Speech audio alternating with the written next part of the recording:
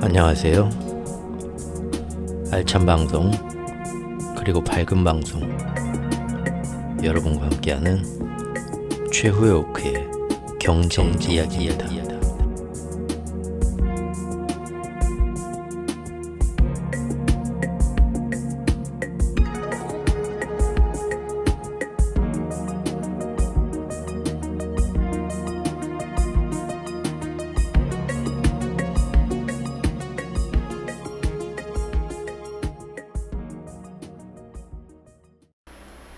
안녕하세요. 최후의 오크입니다.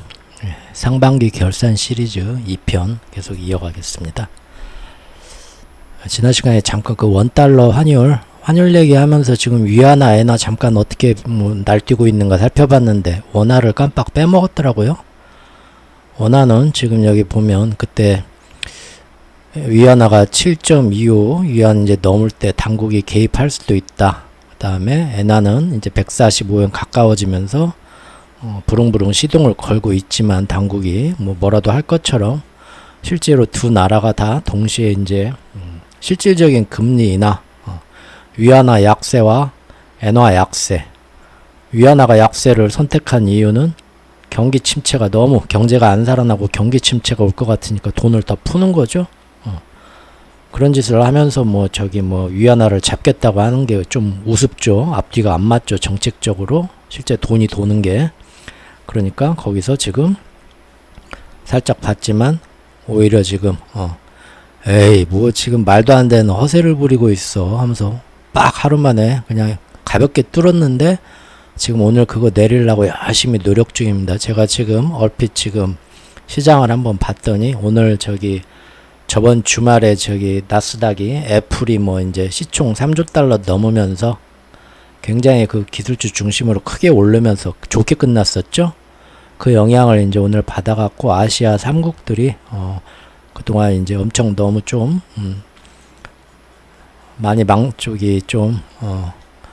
침체됐었다. 시장이 충분히 좀 쉬어갔다 하고는 오늘 그 반발로 크게 오르는 것 같아요. 이렇게 증시가 크게 오르면은 환율 시장에서 이거 환율을 끌어내리기도 쉽죠. 그래서 지금 당국이 열심히 어떻게든 여기 보이시죠? 7.25 위안 안으로 지금 끌고 내려오려고 오늘 굉장히 노력 중이네요. 장 끝날 때 이제 어떻게 될지 봐야겠죠. 이렇게 싸우고 있고요. 엔화 같은 경우는 지금 한번 장중에 찔렀었지만 오히려 일본은 지금 경제 지금 앞으로 굉장히 전망을 좋게들 보고 있죠. 외국의 자본들도 이제 많이 들어오고 있고요. 그럼에도 불구하고 중국 같은 그런 이유도 없는데 일본은 괜히 고집 부리면서 지금 엔저를 선택을 했기 때문에 환율 시장이 이렇게 깜빡깜빡 하는데 일본도 오늘 다시 한번 저번에 한번 연중 최고점으로 올랐던 그 점을 다시 한번 도전하는 식으로 잘 올라가고 있는 것 같습니다.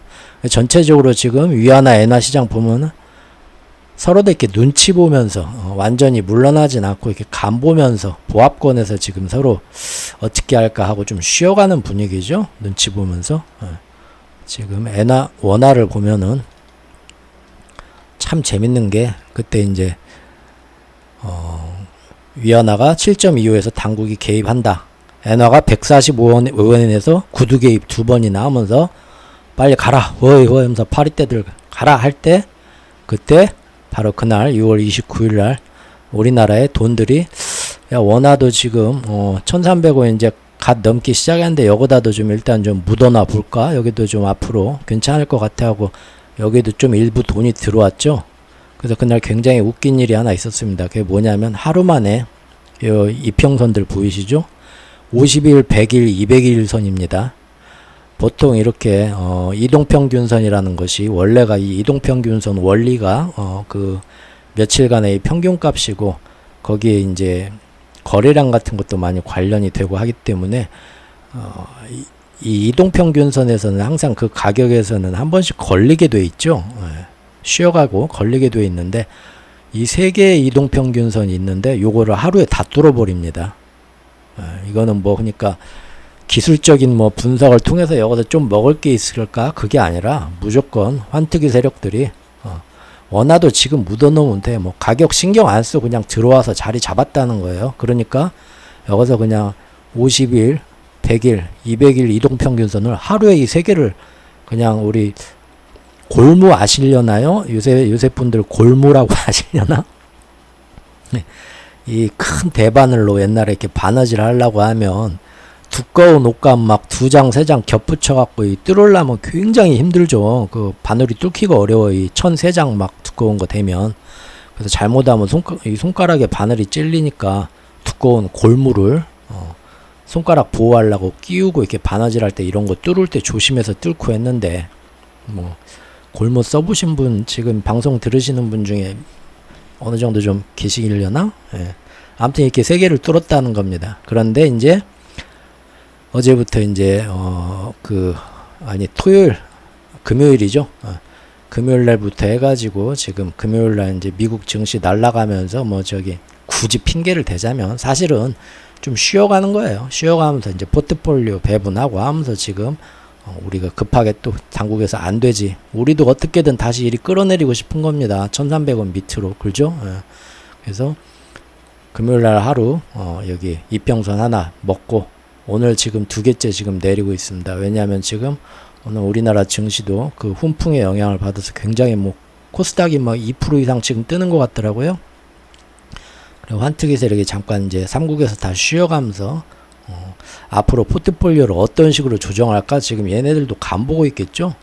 얼만큼 위안화하고 엔화가 당국이 얼마나 진짜 세게 나올까 간 보면서 거기다 다시 넣을까 아니면은 적당히 결정 나야 거기서 빼서 이제 삼국이 어느 정도 비율로 얼만큼 배분할까 자기들도 전략을 짤 거 아니에요. 근데 지금 이제 간 보면서 있으니까 어디에다가 어디 시장에다 얼만큼 넣을까 지금 망설이고 있겠죠. 좀 기다려봐 하면서 모양이 나올 때까지. 그 틈에 이제 우리는 열심히 이제 때려 내리고 있는데 아무튼 이런 식으로 잠깐 과도기입니다. 근데 환율 같은 거 굳이 하루하루 이렇게 그럴듯하게 갖다 붙이니까 말이 되는 거지. 이거 말고도 뭐 여러 가지 외부의 변동 요인이 있기 때문에 날마다 이런 거 들여다보면서 뭐 어쩐다 해봤자 그런 건 의미가 없죠. 가끔 한 번씩 쳐다보고 추세 봐주면 됩니다. 잠깐 그렇게 환율 얘기 마저 해봤고요.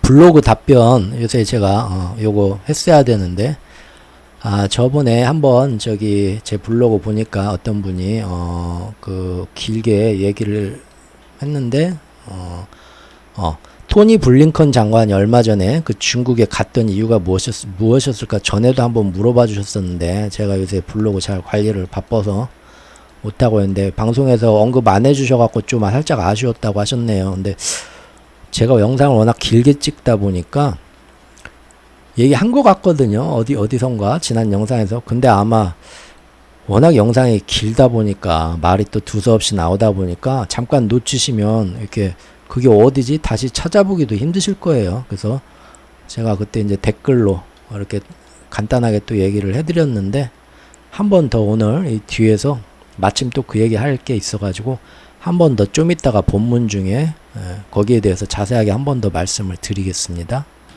그리고 바로 어제 저기 뭐 새마을금고 지금 이상한데 언론에서 잘 안 나온다. 저도 이 얘기 듣고 어제 새마을금고 기사를 찾아봤어요. 난리가 났더만요. 뭡니까? 새마을금고가 지금 2달 사이에 7조 원이 빠졌답니다. 우리나라 새마을금고에서. 야, 지금 새마을금고는 다른 기관하고 다르게 특히 부동산이 경기가 침체되는데도 이때가 이제 바닥이야. 부동산은 불패야 하면서 다른 금융기관들은 눈치 보면서 발 빼는데 혼자서만 부동산 관련 업종 PF 대출 같은 거 적극적으로 대출을 계속 해줬답니다. 자업자득이죠 이제. 예. 거기다가 이제 뭡니까 PF 대출하고 관련해서 어떤 불법 부실 대출 그런 지금 의혹도 검찰 수사까지 들어가나 보더라고요. 사실 새마을금고 그 전에 제가 한번 잠깐 저기 지적을 했었죠. 여러분들 혹시 기억하시나요? 어디서 저기 지적을 했었냐면 제가 지금 찾아보니까 네 6월 15일 날 만들었던 영상에서 그때 제목이 경제진맥에서 6월 FOMC 회의 결과와 파월 기자회견의 속내를 우리 BF단의 공명 선생님께서 설명해 주십니다. 그래가지고 영상을 만들었는데 거기서 제가 한번 잠깐 언급을 했었네요.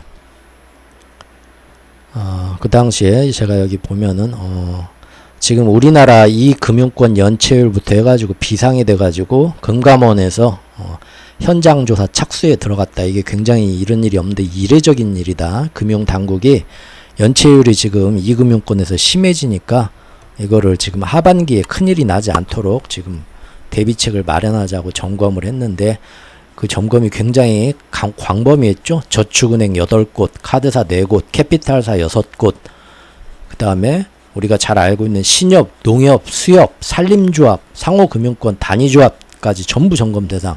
지금 총체적으로 사실 이 금융권의 그 연체율이나 부실, 부동산 관련해서 그게 굉장히 지금 심각하다는 거죠.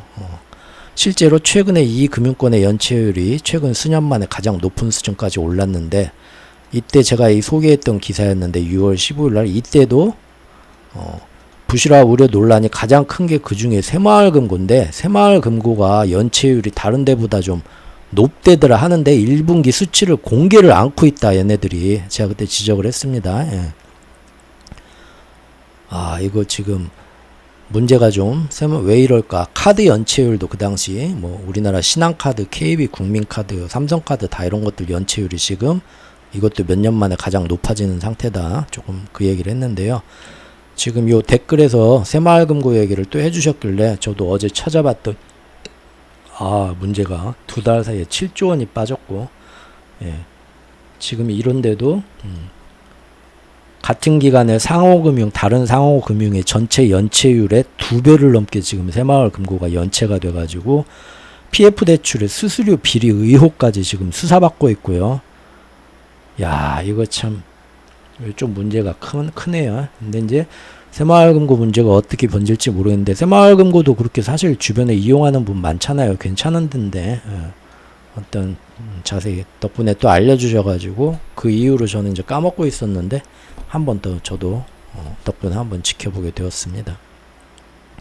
프리고지는 뭐 요새 뭐 여러 가지 얘기가 나오는데 다 그냥 재밌게 그냥 가볍게 들으시면 되겠죠. 요새 프리고진 뉴스는 사실 그때 프리고진 영상에서 제가 말씀드렸지만 이 지금 그 밑에 숨어 있는 건 딱 하나의 이야기잖아요. 그때 제가 영화 달콤한 인생 이병헌 씨가 나왔던 달콤한 인생이라는 영화에 빗대서 딱 비유를 했었죠. 저한테 왜 그러셨어요? 가장 잘 나가고 그 밑에서 개처럼 일하면서 가장 필요하고 하지만 국제적으로 푸틴이 자기 지지 세력층한테 그 지지력을 집결하기 위해서 가장 필요한 외부 어떤 그 외국에 대한 그런 영토 확장이나 강한 러시아 그런 군사력의 영향력을 외교적으로 끼치는 거에 대해서 정규군이 해줄 수 없는 거를 용병 집단인 프리고진이 해주면서 굉장히 자기의 신복이었는데 너무 커버렸죠. 이게 지금 푸틴의 열등감, 그 독재자들 제가 러시아나 중국이나 그 큰 나라의 독재자들은 오히려 굉장히 더 소심하고 속이 밴댕이 속이고 조심성이 많다 말씀드렸잖아요. 푸틴도 그런 거죠. 그 달콤한 인생이랑 영화를 보면은 그 보스가 자기의 그 딸 같은 젊은 그 대학생 애인이 있죠. 그 애인은 이제 잠깐 뒤에서 좀 뭐 좀 해달라고 지금 자기 오른손인 신복인 젊고 잘생긴 우리 이병헌 씨한테 맡기죠. 아무 일도 없었는데 그 보스가 자기가 이제 늙고 그렇게 아무리 보스라고 해도 이 젊음을 어떻게 자기가 경쟁을 하겠어요. 그러니까 괜히 자기가 이제 밤에 온갖 생각이 다 드는 거죠. 혼자 자면서.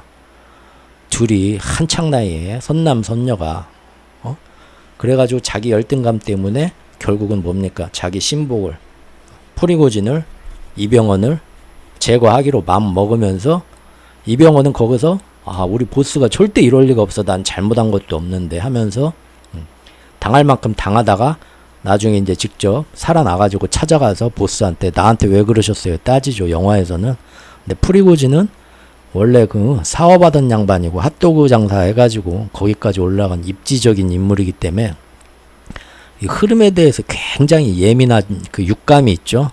그래서 지금 실제 내가 정말 그 푸틴의 가장 제2인자인 차지철의 위치까지 올라갔다고 생각했는데 날 버리려고, 내가 너무 인기가 많아지고 국민들이 오히려 푸틴이나 쇼이구나 뭐 우크라이나 친다고 더니 점점 약한 모습만 보여주는데, 내가 한번 해보겠어. 프리고진이 또 가가지고 막 날마다 텔레그램으로 SNS로 생중계하면서 이렇게 뒤에서 우리 지원도 안 해주고 내부에 적이 있는데도 결국은 내가 바흐무트 잡아먹었다 하니까 국민들 사이에서 새로운 또 영웅이 되는 거죠. 푸틴이 이제 질투하는 겁니다.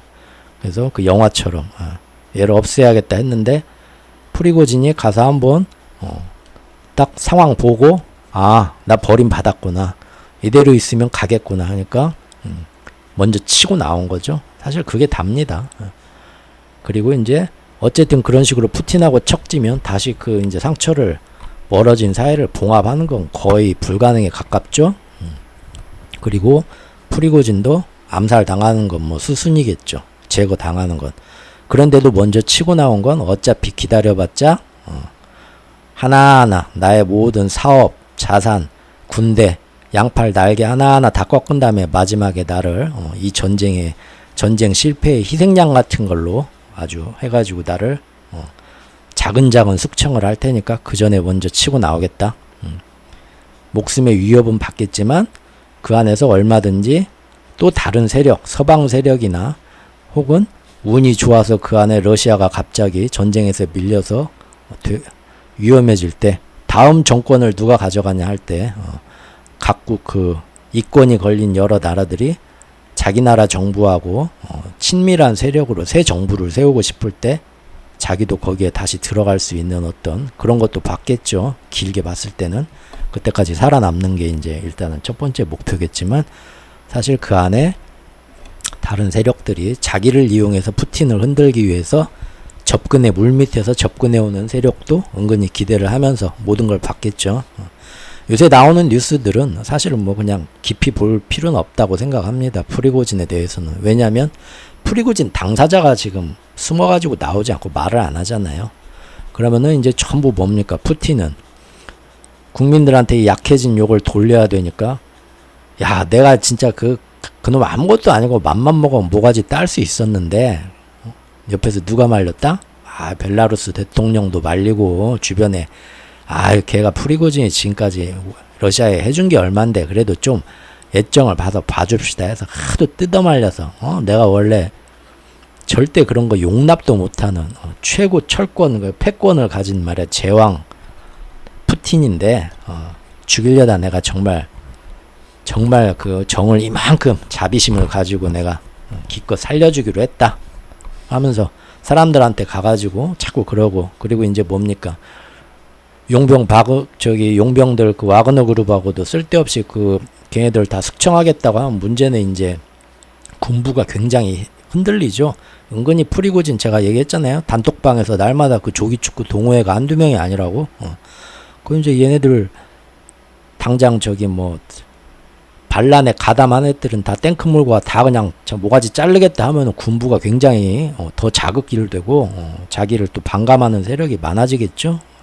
그러니까 이제 와그너 이제 너희들 벨라루스로 빠져나가면 내가 다 용서해주겠다, 사법 처리 안 해주겠다. 처음에 말은 그랬지만 이제 군부 정리해야죠. 그 안에 그날 모스크바로 몰고 올라가면서 단톡방에 야, 나 이거 쿠데타 아니고 나 쇼이구 잡으러 가는 억울해서 가는 가두시위인데 니들 행여나 푸틴한테 잘 보이겠다고 나한테 딱총 한 발이라도 쏘면은 그때는 정말 나 나중에 살아남고 어떻게 되면 그때는 진짜 걔네들은 완전 나하고 각오해야 돼. 등 지는 거야 하고 단톡방에 먼저 띄우고 올라갔다고 제가 그랬잖아요. 그러니까 거기서 중간에서 막아야 되는 애들이 부대장들이 어떻겠어요. 그리 가지마. 오늘 훈련 코스가 어디야. 딴 데로 훈련 나가. 모르는 채 다 길을 비켜주는 거죠. 무혈입성 하는 거잖아요. 모스크바 바로 앞에까지. 그 중에서도 근데 프리고진 편이 아니었던 애. 이게 헛소리야 하면서 이번 기회에 푸틴한테 잘 보여야지 하면서 가가지고 이제 다다다다 쐈던 애들하고는 좀 국지전이 있었죠. 잠깐. 그래서 제가 알기로 러시아 병사 정규군 한 13명 죽고 헬기도 하나 추락했다고 제가 들었는데 거기에서 이제 암묵적으로 동의했던 애들 다 하나하나 지금 너 정말 누구 편이야 하면서 지금 이제 자기 편이냐 네 편이냐 하면서 지금 다 정리 요새 들어가고 있죠, 푸틴이. 예. 근데 그것도 이제 잘못 건드리면 오히려 중립적인 군부 세력 일부가 아니 나는 정말 나를 그렇게 또 푸틴이 저 쇼이구가 옆에 붙어갖고 자기 파벌 아니니까 이번 기회에 나까지 정리하려고 하네? 그러면은 걔네들이 물밑에서 이제 오히려 프리고진하고 더 이제 붙어가지고 세력이 커질 수도 있겠죠? 지금 머리가 굉장히 아플 겁니다, 푸틴이. 벨라루스는 중간에서, 내가 정말, 푸틴이 뭐 저기, 이놈 가만 안 둔다고 했는데 내가 중간에서 진짜 중재 잘했다. 그래가지고 살렸다 하면서 자꾸 자기 생색내는 거죠. 나중에 이제 프리고진 살아나면, 내 은혜 잊지 말아라 그거고, 푸틴한테도 내가 중간에서 이렇게 해가지고 잘했다 하면서 사방에 자기 위상을 좀 높이는 거죠. 국제사회에서. 걔네들이 하는 말은 지금 프리고진 실제 뭔 얘기가 오갖고 프리고진이 직접 나와서 뭐 그걸 밝히지 않는 이상은 다 자기 미화하고 자기 중심으로 얘기를 이렇게 다 둘러대면서 하는 거니까 요새 나오는 얘기는 뭐 깊이 뭐 들을 필요는 없는 것 같습니다. 이게 이제 시간이 또 한 달, 두 달 어느 정도 지나면 이제 숨겨져 있던 얘기가 하나씩 나올 때가 오겠죠. 그때 가서 이제 보면 되겠죠. 예. 자, 이제 지난 이야기 해보겠습니다. 저번 시간까지 그 경제 지금 시장의 지금 모습 차트 같은 거나 진짜 강세장인가 어떤가 AI부터 해가지고 실제 얼마나 지금 시장이 아웃퍼폼 했고 또 환율은 또 어떻게 우리 주변국들 환율은 어떤 모습을 보이고 있나. 이상하게 이 상황에서 지금 오히려 작년 9월 10월에 있던 그 위기 상황에 환율이 치솟았던 것처럼 지금 세계 경제의 규모 2위와 3위인 중국과 일본이 저렇게 혼자서 자기들끼리 이상한 짓을 하고 있는 좀 말도 안 되는 조금 뭔가 앞뒤가 안 맞는 상황이죠. 시장은 전체적으로 다 강세장 하면서 지금 침체도 안 온다 그렇게 얘기를 하는데 세계 2위와 3위의 경제국 특히 일본도 지금 오늘 또 뭐 연중 최고점을 다시 뚫려마냐 하는데 엔화는 지금 마치 경제 위기처럼 흔들리고 있고요. 중국은 뭐 이제 완전히 뭐 앞으로의 경제 전망이 좋지 않으니까 뭐 외화 자본이 썰물 빠지듯이 빠져나가면서 계속 저렇게 지금 흔들리고 있고요. 그리고 앞으로 계속 이제 그러지 말고 니네 빨리 더 강력한 경기 부양책을 내놔라 하고 언론들이 자꾸 이제 찌르는데 진짜 그렇게 해버리면은 아주 미국한테는 기다렸다 하면서 아주 맛있는 먹잇감이 되는 거죠. 그때는 이제 자 이제 거시경제의 흐름에서 지금까지 어떤 식으로 흘러왔는가 중요한 지난 이야기를 3부에서 해보겠습니다. 이 모든 이야기의 배후 사정입니다. 예. 중국은 연초에 리오프닝을 통해서 새로운 경제 회복과 성장에 대해 시진핑 독주 체제를 갖추고 장대하게 나섰었죠. 특히 3월에는 시진핑과 리창 부총리가 직접 나서가지고 전 세계 투자자들과 CEO들을 연달아 그 당시에 3개의 국제회의와 포럼을 연속으로 개최하면서 불러 모았습니다. 거기 뭐 애플 CEO 팀 쿡부터 해가지고 우리나라 저기 삼성 회장님까지 다 갔었죠. 그리고 모인 사람들한테 그들 모두에게 미국 눈치 보지 말고 자국 실리를 최대한 챙기면서 중국에서 이 정말 어마어마한 앞으로 리오프닝의 투자 기회를 놓치지 말라. 니네 땅 치고 후회할 거다 하면서 일일이 소통하면서 설득했습니다.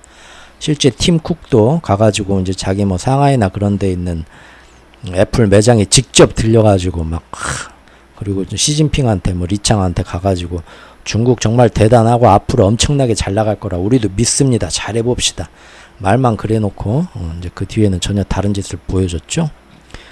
미국은 그 당시에 이미 2월 말과 3월 초에 있었던 G20 재무장관 회의와 UN 국제회의가 2월 마지막 주 끝에 있었는데 그때부터 바람을 넣었죠. 뭐라고? 3월 첫째 주가 되면 이제 겨울 내내 전열을 재정비하던 러시아가 소강 상태에 빠졌던 우크라이나전이 드디어 전쟁 1주년을 맞이해가지고 다시 한번 우크라이나에 총 공세를 러시아가 침범해 들어올 것이고 여기서 중국이 드론 같은 걸로 우회적으로 많은 군사물자를 지원해주고 있는 증거들도 자기들이 갖고 있다면서 다 같이 이제 우크라이나 전쟁을 악화시키는 이 러시아의 푸틴과 함께 그거를 또 뻔뻔하게 지원해주고 있는 중국까지도 우회적으로 제재하는데 국제사회가 다 같이 손발을 벗고 나서자, 동참하자 하고 선동을 막 놓고 있었죠.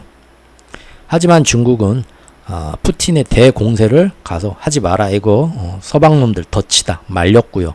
그리고 자기들이 보기 좋게 평화 중재안 10조 이런 거를 발표를 하면서 국제사회에 나가가지고 우리가 평화를 만들겠다 하면서 미국의 의도를 보기 좋게 물먹였었습니다. 오히려 미국과 서방의 G7 연합이 우크라이나 전쟁을 휴전시키려 하지 않고 확전시키지 못해 안달이라면서 참 쟤네들 왜 저러냐고 비난했습니다. 그리고 이게 실제로 잘 먹혀 들어가지고요. 그날 회의에서 러시아와 지원국들에 대한 국제적인 제재 결의안에 대한 투표가 나왔는데 전자투표했죠. 전광판에 띄웠는데 미국과 서방연합이 기대했던 거에 훨씬 못 미치고 사실상 흐지부지 되고 아무런 성명 발표도 못했습니다. 이것이 전화위복이 되어가지고 단숨에 국제적 위상이 그때 3월 초에 중국이 높아지게 됩니다. 그 여세를 몰아서 바로 그냥 그 이후에 사람들이 깜짝 놀랄 소식, 사우디하고 이란을 지구가 끝장날 때까지는 절대 화해 안 할 것 같던 수니파 시아파의 사우디와 이란을 화해시키고요. 겉으로는 일단. 그리고 남미와 중동에 있는 여러 국가와도 앞으로 계속 국제무역에서 우리끼리 위안화 결제하자 하면서 연달아 계속 성사시키면서 점점 더 국제사회에서 자신감을 갖고 있었죠. 원래는 2020년 팬데믹이 발발했을 때 중국은 공산주의 특유의 그 철저하고 자비 없는 사회 통제 실시한 거 다들 기억나시죠? 아파트 철문에다 막 못 박아버리고요. 못 나오게 사람들. 그래서 덕분에 가장 먼저 코로나에서 벗어날 수 있었습니다. 그래서 그걸로 다른 나라들이 아직도 무서운 코로나 감염에 시달리면서 아무것도 못하고 있을 때 제일 먼저 코로나 극복을 선언하면서 2021년도 말에 다시 중국 먼저 스스로 우리는 경제활동을 재가동할 거다 하면서 세계에 깜짝 놀라게 만들었었죠. 세계 경제가 바닥에서 기고 있을 때 혼자서만 폭풍 성장할 거다 하면서. 그런데 갑자기 운 나쁘게도 2021년 추수감사절 그때 연휴에 오미크론이라는 것이 남아공에서 등장을 해버렸고요. 이것은 참으로 운 나쁘게도 과학자들이 말하기를 치명률은 떨어진다. 그런데 아무리 문 걸어 잠그고 제로 봉쇄를 해도 이 오미크론이라는 것은 조금만 방심하면 아주 쉽게 전파될 수 있는 슈퍼 감염력에 특화된 변종인데 솔직히 우리들도 이 출현 가능성과 발생 확률을 봤을 때 너무나도 그 RNA 돌기들을 봤을 때 너무나도 극악의 희소성이 있어서 이런 변종까지 나올 줄은 정말 자연 발생아래라고는 꿈에도 몰랐었다라고 과학자들이 처음에 혀를 내두르던 그런 변종 바이러스였습니다. 여기에 대해서는 제가 또 생각하는 게 있는데 노란 딱지 먹을 수도 있으니까 안 하고 블로그에만 써놓겠습니다. 어쨌든 그 덕분에 제일 먼저 문을 열고 치고 나가려던 중국은 이 오미크론 때문에 사실상 그동안 자국민들한테 사회주의의 우월성을 알리려고 자국이 개발했던 물백신이 있었죠. 그런 신호백만 다 맞췄는데 이것 때문에 미처 다른 나라들이 비싼 백신 기다렸다 맞은 것처럼 제대로 된 백신 장벽이 전혀 형성이 안 됐죠.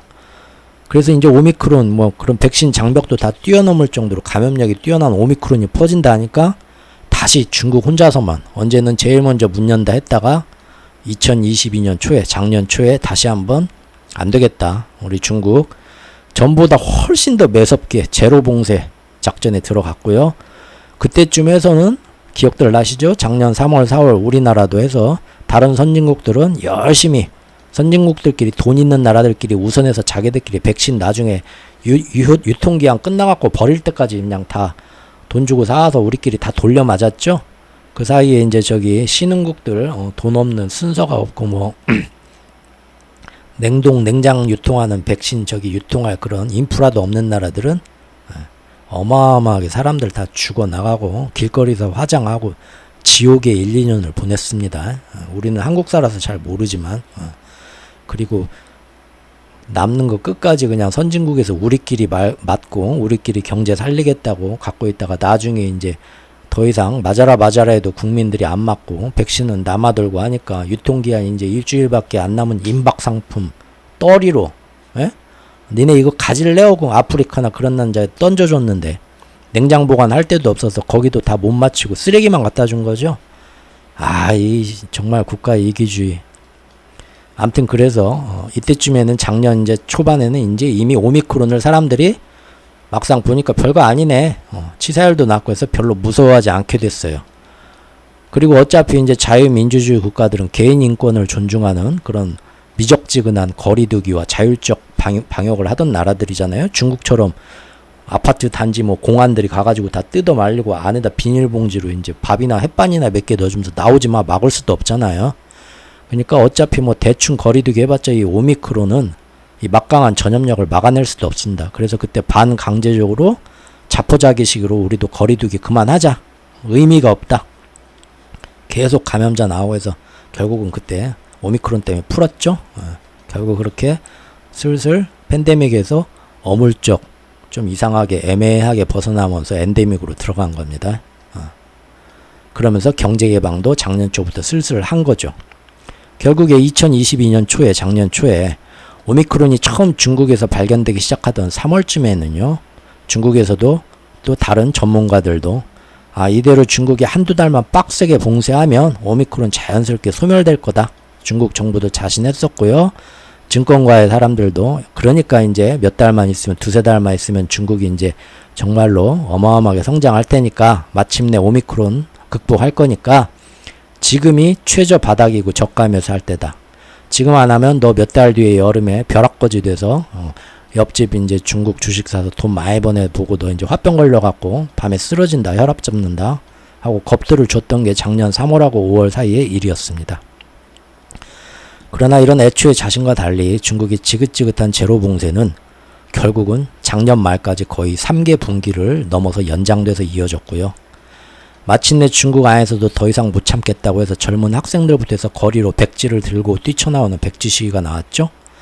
그래서 중국은 결국 자기들도 더 이상의 봉쇄를 포기하게 되었습니다. 오히려 적극적으로 이렇게 된 거 온 중국 전체로 각종 연휴를 맞아 빠르게 시골까지 그냥 사람들 다 이동시켜가지고 다 접촉하게 만들어서 가장 빠르게 감염시키고 가장 빠르게 자연 면역을 만들자 하면서 정면 돌파 쪽으로 나갑니다. 물론 이 과정 초기에 수많은 중국 사람들이 화장장에 줄을 서서 화장할 데가 없어갖고 기다리고 중앙정부와 여러 지방정부가 코로나 사망자 통계를 그 기준을 막 웃기지도 않는 걸 그 사람이 좀이라도 뭐 당뇨나 뭐나 뭐 과거 지병이 좀 있었으면 이것 때문에 죽은 거지 코로나 때문에 죽은 건 아니다. 통계를 그런 식으로 해가지고 엄청나게 코로나로 몇 명이 죽어나가는지 모르겠지만 다 축소했죠. 그게 이제 모든 SNS 다 검열하고 심지어 중국은 이미 손금, 얼굴 윤곽, 심지어 홍채 인식까지 하면서 개인의 모든 사생활을 통제할 수 있는 빅브라더의 시대를 이미 완성했죠, 중국은. 그래서 이런 사회의 의혹과 불만 이런 거를 충분히 다 통제하고 버텨냈습니다.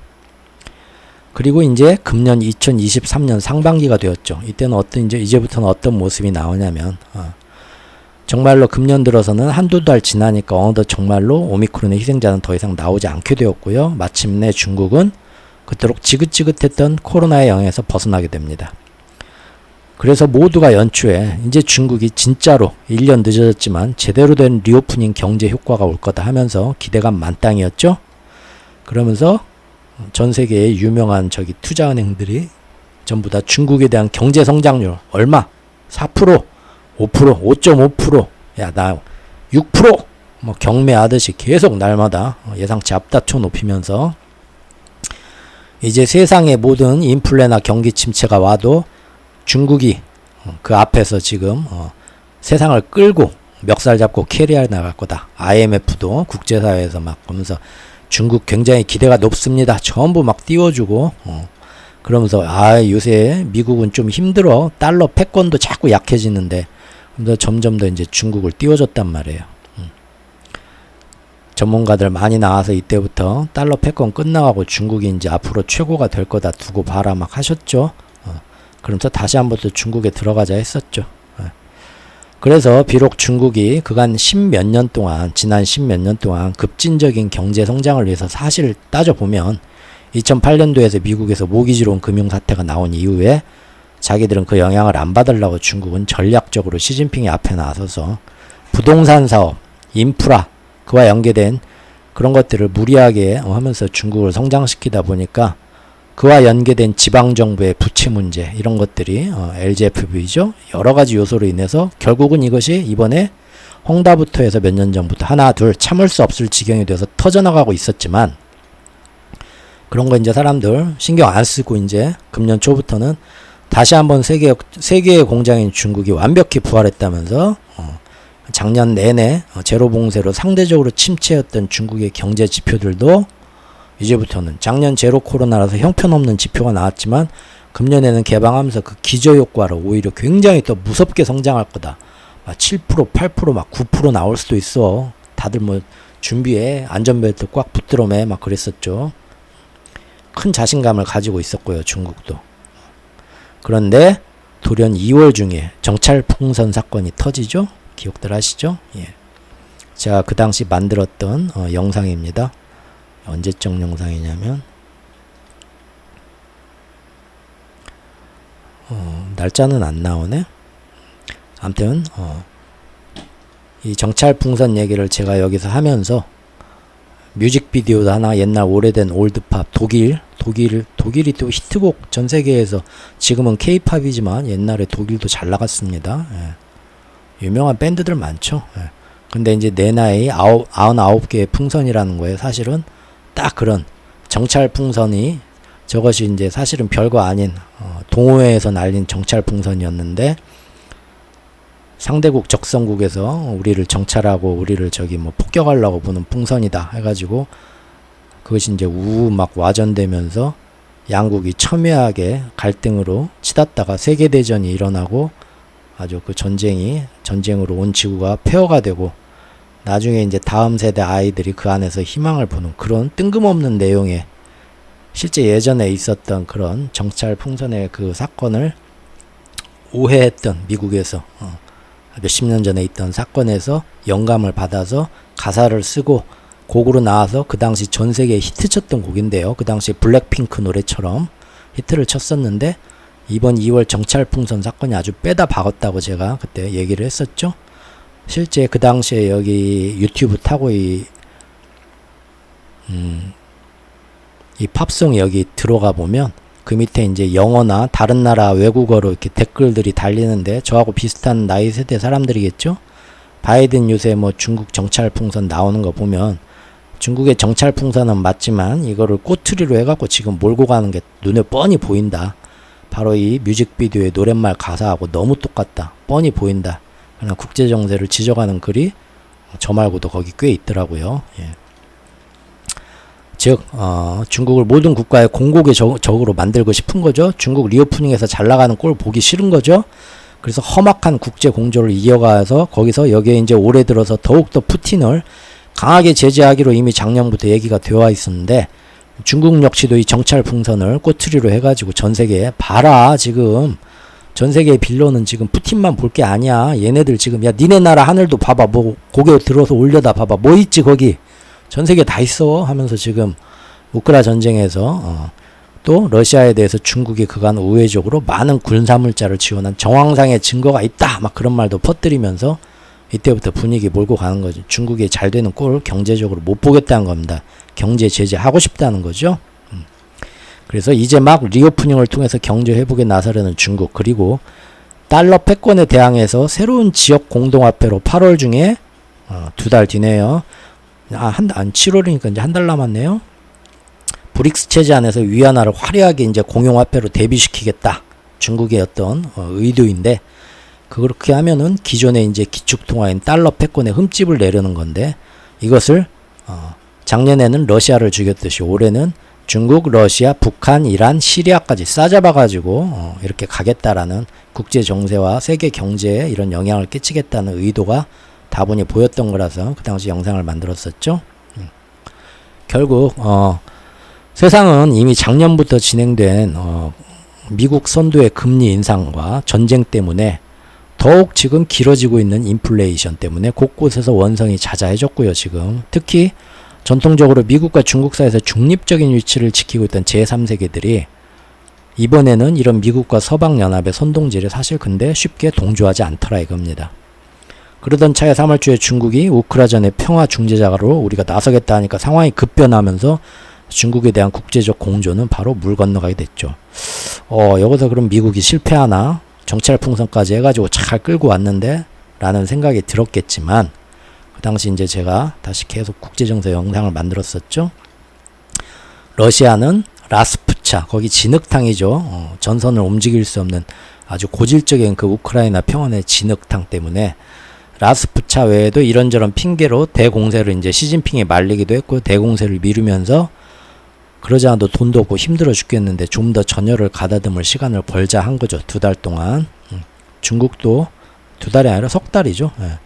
중국도 말로만 평화중재 하겠다고 전 세계 나라를 다 돌아다니면서 자기들이 뭔가 해보겠다고 하더니 지금까지 뭐 들린 소식이 있습니까? 돌아다니긴 한데 뭐가 없어요. 결국은 뭡니까? 시간 끌기죠. 진짜 평화중재 자기들이 뭘 하겠다는 게 아니라 미국의 공세를 늦추고 그 덫에 안 걸리라고 핑계댄 거였죠. 사실은 우크라이나전에 신경도 안 쓰고 있잖아요. 거의 중국 지금. 그간 열심히 한 게 뭡니까? 사실은 자기들 브릭스 안에서 자기들한테 경제권에 나중에 힘이 되어줄 중동한테만 맨날 가가지고 잘해보자 하면서 또 미국이 이제 이란의 핵무기를 핑계로 해서 점점 이스라엘하고 연합해서 중동 지역 분열을 조정해서 또 자기들 중국하고 사우디하고 잘 가는 꼴에 뭐 초를 칠 것 같으니까 먼저 선제적으로 우크라이나전은 신경도 안 쓰고 사우디와 이란부터 가가지고 니들 화해부터 해라. 미국의 덫에서 벗어나자. 미국이 뭘 못하게 선제적으로 자기 살 길만 열심히 찾은 거죠. 결국 중동의 맹주였던 사우디하고 이란 두 나라가 표면적으로나마 손을 잡으면서 순식간에 그들 간의 알력으로 첨예해지던 중동의 다른 찌끄레기 나라들의 지역적 분쟁들도 이제는 우리가 안 싸우는 건가 하면서 잠시나마 해결의 물꼬가 트이기 시작했습니다. 거기다가 원래는 미국 편에 서서 뭔가를 잘 해줘야 되는 이 이스라엘이 아주 극단적 꼴통이어갖고 미국 말도 안 듣고 이스라엘이 이제 신을 따르는 재정일치의 신국이 돼야 된다라는 극우 총리 네타냐후 때문에 이스라엘과 합동훈련으로 원래는 이란을 자극하려 했던 미국의 움직임이 있었죠. 그 움직임도 힘을 잃게 됩니다. 그러면서 이스라엘은 자국 내 정세가 아주 극심하게 혼란해지죠. 경찰, 검찰 장관, 경찰 총장까지 해가지고 다 장관들까지 데모에 가담하고 이거 정말 우리나라 정부가 너무 꼴통이야 하면서 막 지금 안에서 엄청난 국민 분열이 일어나고 있었죠. 지금도 그러고요. 그래서 오히려 미국이 원하는 그런 이스라엘과 이스라엘과 이란이 대립하는 그런 모습보다는 무슨 날마다 신의 말씀을 듣겠다 하면서 교조주의에 입각해가지고 바로 옆에 팔레스타인하고 맨날 아웅다웅대기만 하니까 미국이 지금 답답하죠. 이란하고 해서 좀 불씨를 키워봐야 사우디나 이런 중동 연합과 지금 중국의 이제 서로 앞으로 연합해서 잘해보자라는 거에 초를 칠 텐데 전쟁을 핑계로 거기 가만히 보니까 맨날 이스라엘의 네타냐후 총리는 그 옆에 자기들의 그 유대교 성지가 있는데 그 성지를 지금 동시에 이슬람 성지이기도 해가지고 옛날에 그 영화 있었죠? 네. 잠시 기억이 안 나서 찾아봤는데 킹덤 오브 헤븐이란 영화였죠. 이거 감독판으로 리들리 스콧 감독입니다. 더구나 리들리 스콧 감독의 킹덤 오브 헤븐인데 이거 많이들 좋아하시고 많이들 보셨죠. 감독판으로 보면 굉장히 길지만 바로 그 유대교의 성지이자 또 이슬람의 성지이기도 한 이 페르시아하고 그 섞이는 바로 그쪽에 있던 성지에 관해서 예전에는 서로의 종교의 다양성을 인정해주면서 전부 다 각자의 그 바로 골목 바로 옆에 자기들 또 다른 종교의 성지가 있는데 최고 성지가 있는데 거기서 자유롭게 교역하고 장사하고 서로의 어떤 그 문화를 다 이해해주고 존중해주면서 잘 살던 시대가 있었어요. 근데 그것이 옛날에 십자군 이제 갑자기 이제 기독교에서 아니야 유일신만을 섬겨야지 저놈들은 다 안 돼 한데 그거를 사실은 정치적으로 이용하는 세력들 때문에 십자군 전쟁이 생기고요. 그 십자군 전쟁 때문에 거기가 완전히 이제 아랍하고 기독교하고 사실 그때부터 이제 시작된 거죠. 그 지역이 그게 지금까지 이스라엘과 팔레스타인이 영향인 전쟁까지 사실은 이어지는 건데 그 영화를 진짜 잘 만들었죠. 보면 너무 재밌고요. 감독판이 또 안 잘린 감독판이 괜찮다고 그러죠. 그런 내용들이 거기 봐도 나오거든요. 그때도 그 이제 페르시아 왕이 와가지고 그러죠. 우리 지금까지 여기서 서로 간의 종교를 존중해주면서 문화도 존중하고 서로 자연스럽게 교육하고 잘했는데 왜 갑자기 이런 반목을 일으키는 거냐 하면서 어떻게든 좀 그 페르시아 제국의 이제 대제는 와가지고 그러지 말아보자 뭐 이제 그런 얘기를 좀 전쟁을 안 해보려고 노력을 하는데 결국 이제 십자군 못 해가지고 전쟁이 거기서 일어나게 되죠. 어쨌든 이 네타냐후가 이스라엘 총리가 미국은 얘네들하고 해가지고 이란하고 어떻게 좀 핵무기가 쟤네들이 개발한 데서 뭘 했으면 좋겠는데 마치 옛날 영화 킹덤 오브 헤븐처럼 자기들 바로 옆에 있는 그 여러 종교의 공동 성지 팔레스타인 바로 옆에 있는 그거를 다 빼앗겠다. 우리 기독교만의 성지로 다 하면서 넓혀가겠다 하면서 옛날 그 킹덤 오브 헤븐 십자군 전쟁인데 거기에만 지금 매달리고 있으니까 말이 안 통하죠. 그래서 연초부터 미국이 이제 잠시 동안 말이 안 통하는 네타냐후를 포기를 합니다. 대신 이때부터 여러분들 아시겠지만 더욱더 동북아시아 전선 일본을 활용해서 대만 해협 뿐만 아니라 한반도 북한까지 해가지고 지정학적 위를 고취시키는 이 신에치스 라인까지 해서 모든 지정학적 긴장을 중동이 아니라 동북아로 이제 전략적으로 전술적으로 이쪽으로 끌고 와 버립니다. 그러죠? 지금 우리나라에 언젠가요? 또 조만간 또 지금 핵잠수함 하나 또 이제 들어오죠. 중국의 베이징 코앞인 동해, 서해, 남해에서 미국의 핵잠수함에 들어온다는 거는 이거는 굉장한 어떤 데몬스트레이션이죠. 예. 굉장히 지금 갈등이 지금 높아지고 있습니다. 자, 그러다 보니까 안 되겠다. 동북아에서 지정학적 갈등을 또 한번 크게 일으켜보자. 이렇게 됐던 거예요. 기시다는 좋아하죠. 자기들이 그렇게 다 해주면서 미국이 자기들을 그만큼 보답을 해주고 키워줄 수밖에 없으니까. 그래서 얼마 전에 있었던 그 G7 회의를 일본 히로시마에서 하게 되죠. 거기서 이제 이때 기시다입니다. 그렇지. 어서 와. 다들 히로시마로. 우리 여기서들 모여가지고 앞으로 어떻게 중국을 지근지근 밟을 건지도 우리가 결정하고 또 이 바로 옆에 이 한반도랑 대만 해협에서 앞으로 불꽃놀이 어떻게 해볼지 우리 여기서 결정합시다. 내가 최대한 또 힘써볼 테니까 모두 나만 믿으세요. 대신 여러분들 G7 군인들 여기 모였을 때 우리 알프스 생수 알죠? 그거 뭐 막 세슘이랑 뭐 막 삼중수소 각종 미네랄 풍부한 생수 알프스 생수 그거 다 같이 우리 이제 이거 맛있습니다 하고 원샷 해주는 겁니다 하고 그렇게 나왔었죠. 물론 다들 무긴 했는데 그 중에 제일 뻣뻣한 독일이 그 당시에 여기 제가 링크 하나 걸어놨습니다. 그건 못 마시겠다. 우리는 오염수 방류 환영한 적이 없는데 왜 자꾸 니네 그렇게 말하냐? 하면서 지금 독일 장관이 정색을 한 것도 있었지만 어쨌든 다른 나라들 대세는 그렇게 넘어갔고요. 그렇게 우크라이나의 라스푸차가 없어지는 5월 말까지 양적 진영 모두 시간을 벌게 되었고요. 중국도 다시 한번 모든 여력을 영호까지 끌어모아서 힘들지만 다시 한번 부채는 많지만 인프라를 부양시키고 봉쇄를 풀었지만 계속해서 금리 동결을 고수하면서 시장이 좀 살아나게 우리 금리 인상 안 하겠다 긴축 안 한다는 거죠. 부동산 폭탄도 터지니까 못하죠. 그러면서 오히려 이것을 기회로 삼아서 다시 한번 경제 성장을 일으키고 미국의 최대 경쟁국으로 우리가 화려하게 복귀하겠다 하고 있었어요. 하지만 사실 그 안에 미국과 연합은 차세대 기축통합 패권의 도전자로 부상하는 중국을 어떻게 하면 얘네들을 경제회복 못하게 밟아줄까 하면서 서로들 말을 맞추다가 급기야 이제 일본의 히로시마에서 열린 G7 회의에 와서 이렇게 갑시다 하고 최종안을 내놓으면서 확정해 놓는 그런 움직임이 있었던 겁니다. 일단 미국과 유럽 그리고 일본을 포함한 G7 국가들은 자국 내 기업들의 손해와 중국에 크게 의존하고 있는 일부 원자재와 중간 부품 등이 많아서 중국과 디커플링 한다 하면 자기들도 엄청난 손해가 와요. 그럼에도 불구하고 서로가 중국에 대한 국가 보안이 최우선이다. 정찰풍선 때부터 이어진 거죠. 국가는 일단 뭐 국가 보안이 우선돼야 그 다음에 잘 먹고 잘 살고도 그 뒤에 따질 거 아니냐 하면서 이것들을 몰고 가서 계속해서 경제가 손해나고 기업들이 많이 자기도 우리 기업도 힘들다 하더라도 국가 보안을 위해서는 그게 우선이 돼야 돼 하면서 몰고 가죠 분위기를. 그래서 중국과의 디커플링을 앞으로 2023년 남은 기간 동안 더욱더 가열차게 박차를 요새 뉴스들 보면 아시죠? 네덜란드부터 해가지고 지금 점점 더 유럽부터 해서 더 많은 지금 중국을 힘들게 경제적으로 힘들게 한 디커플링 지원책들이 결정책들이 유럽 뭐 미국 일본 툭툭 계속 나오고 있습니다. G7 회의 이후로 지금까지. 더욱 강력해지는 반도체 연합의 제재, 통신과 AI, 그 다음에 클라우딩, 양자 컴퓨터로 지금 더 제한이 넓혀가고 있죠.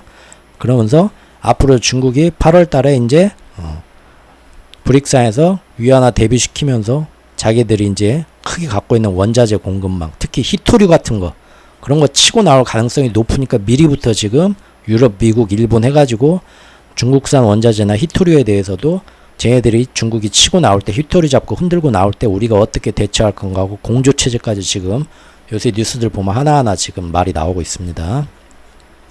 그래서 사실 작년까지는 미국 혼자, 그리고 금년 연초까지만 해도 반도체 그 장비 제조업체인 일본과 네덜란드를 최대한 설득해서 중국에 대한 반도체 제재 공조를 연합하자라고 설득하는 수준이었는데, 몇 달 지난 지금 보니까 이제는 대놓고 유럽 외의 다른 나라들도 작년까지 태도에서 한 발 더 나아가지고 반도체뿐만 아니라 중국과 크게 의존하는 배터리, 5G 통신 분야에서도 중국 기업 전부 배제하고, 화웨이 배제하고, 중국이 지금 자원과 공급망을 앞으로 무기화할 수도 있는데 두고 보자 하고, 여기에 대비해서 서로가 공급망 협조 체제를 갖추는 겁니다. 이거 어떻게 갖추냐면은 공통으로 서로가 재고량 얼마냐, 니네 수요량이 얼마냐, 서로 다 정보를 공유하면서 서로 아나바다식으로 도와줄 수 있는 체제를 마련하기로 결정을 한 겁니다. 또한 오랜 시간 동안 중국의 1대1로의 친화적이었던 이탈리아마저도 결국 손을 끊게 만들었죠. 지금 중국에 깜짝 놀래가지고 이탈리아에 막 사람 보냈습니다. 1대1로를 왜 이제 와서 끊겠다고 해 우리하고. 지금 막 하루하루 중국은 지금 굉장히 화가 납니다. 요거 얘기하다 보니까 생각났는데, 댓글로 누가 그런 거 물어보셨는데 제가 깜빡 그거 대답 안 할 뻔했네요. 제가 유튜브 댓글은 사실 웬만하면 안 답니다. 왜냐면 예전에 유튜브들 보면 유튜브는 좀 이렇게 분쟁들이 잘 일어나더라고요. 댓글에서 서로 싸움이 붙으면 뭐 그게 막 거의, 제가 예전에 그 타이슨 영상 하나 보고, 타이슨은 키가 헤비급 치고는 작은 키에 뭐 이런 거였는데, 실제로는 뭐 이런 일이 있어가지고 이 정도 굉장히 무서웠다고 하더라 하고 저도 거기 하나 써놨는데요. 그 지금 1년이 넘게 그 밑에서 댓글들로 지들끼리 싸우고 있습니다. 타이슨에 대해서. 야, 아무튼 그런 것 때문에 제가 웬만하면 유튜브 댓글에 저는 잘 얘기를 안 하는데, 그 블로그에 이제 댓글을 달아주시면 거기에는 이제 웬만하면은 제 생각은 또 어떤지 한번 같이 한번 얘기를 해볼 수 있는 기회를 가지려고 합니다. 지금 보면 블로그에 댓글 다시는 분들은 또 굉장히 유튜브하고 틀리게 점잖으시거든요. 예. 지금 보면 그때 누가 거기서 뭔 질문을 하셨냐면, 네, 환율 얘기하면서 이번에 일본하고 저기 그 우리나라하고 달러 통화 스와프가 됐는데 이거 참 재밌다라고 얘기를 하셨거든요. 맞습니다. 예. 통화 스와프면 보통 그 나라 돈하고 빌려주는 거잖아요. 이렇게 서로 위급할 때 서로 돌려받는 거잖아요. 아나바다처럼. 근데 지금 일본 원래는 그 나라하고 통화 스와프 한다면 우리나라 원화하고 일본의 엔화하고, 그래서 우리가 엔화가 많이 필요한 상황이 오게 되면 우리 외환보유고에 있는 것보다 엔화가 더 필요하다. 외환 방어나 뭐 다른 여러 가지 문제 때문에. 그러면 가가지고 우리 엔화 좀 빌려줘. 야, 근데 지금 엔화가 엄청나게 1엔화당 지금 1엔당 니네 지금 니네 원화 가치가 똥값이 돼서 엄청나게 비싼데? 우리 예전에 이럴 때 좀 싸게 좀 잘 빌려주자고 그때 우리 달러 스와프 맺었잖아. 그랬지? 그러면 이제 그때 계약서 꺼내보는 거거든요. 그때 얼마까지 달러 스와프 빌려주길로 했지? 100만엔까지는 니네가 싸게 준다고 했잖아. 그랬구나. 보통 이런 게 이제 통화 스와프거든요. 근데 보통 그 나라 돈으로 해주는데, 엔화로 해줘야 되는데 달러로 해줬더라고요. 이번에는. 이게 왜 가능하냐면 일본이 미국하고 무제한 달러 통화 스와프가 맺어져 있는 나라입니다. 왜 그랬겠어요? 굉장한 특혜죠.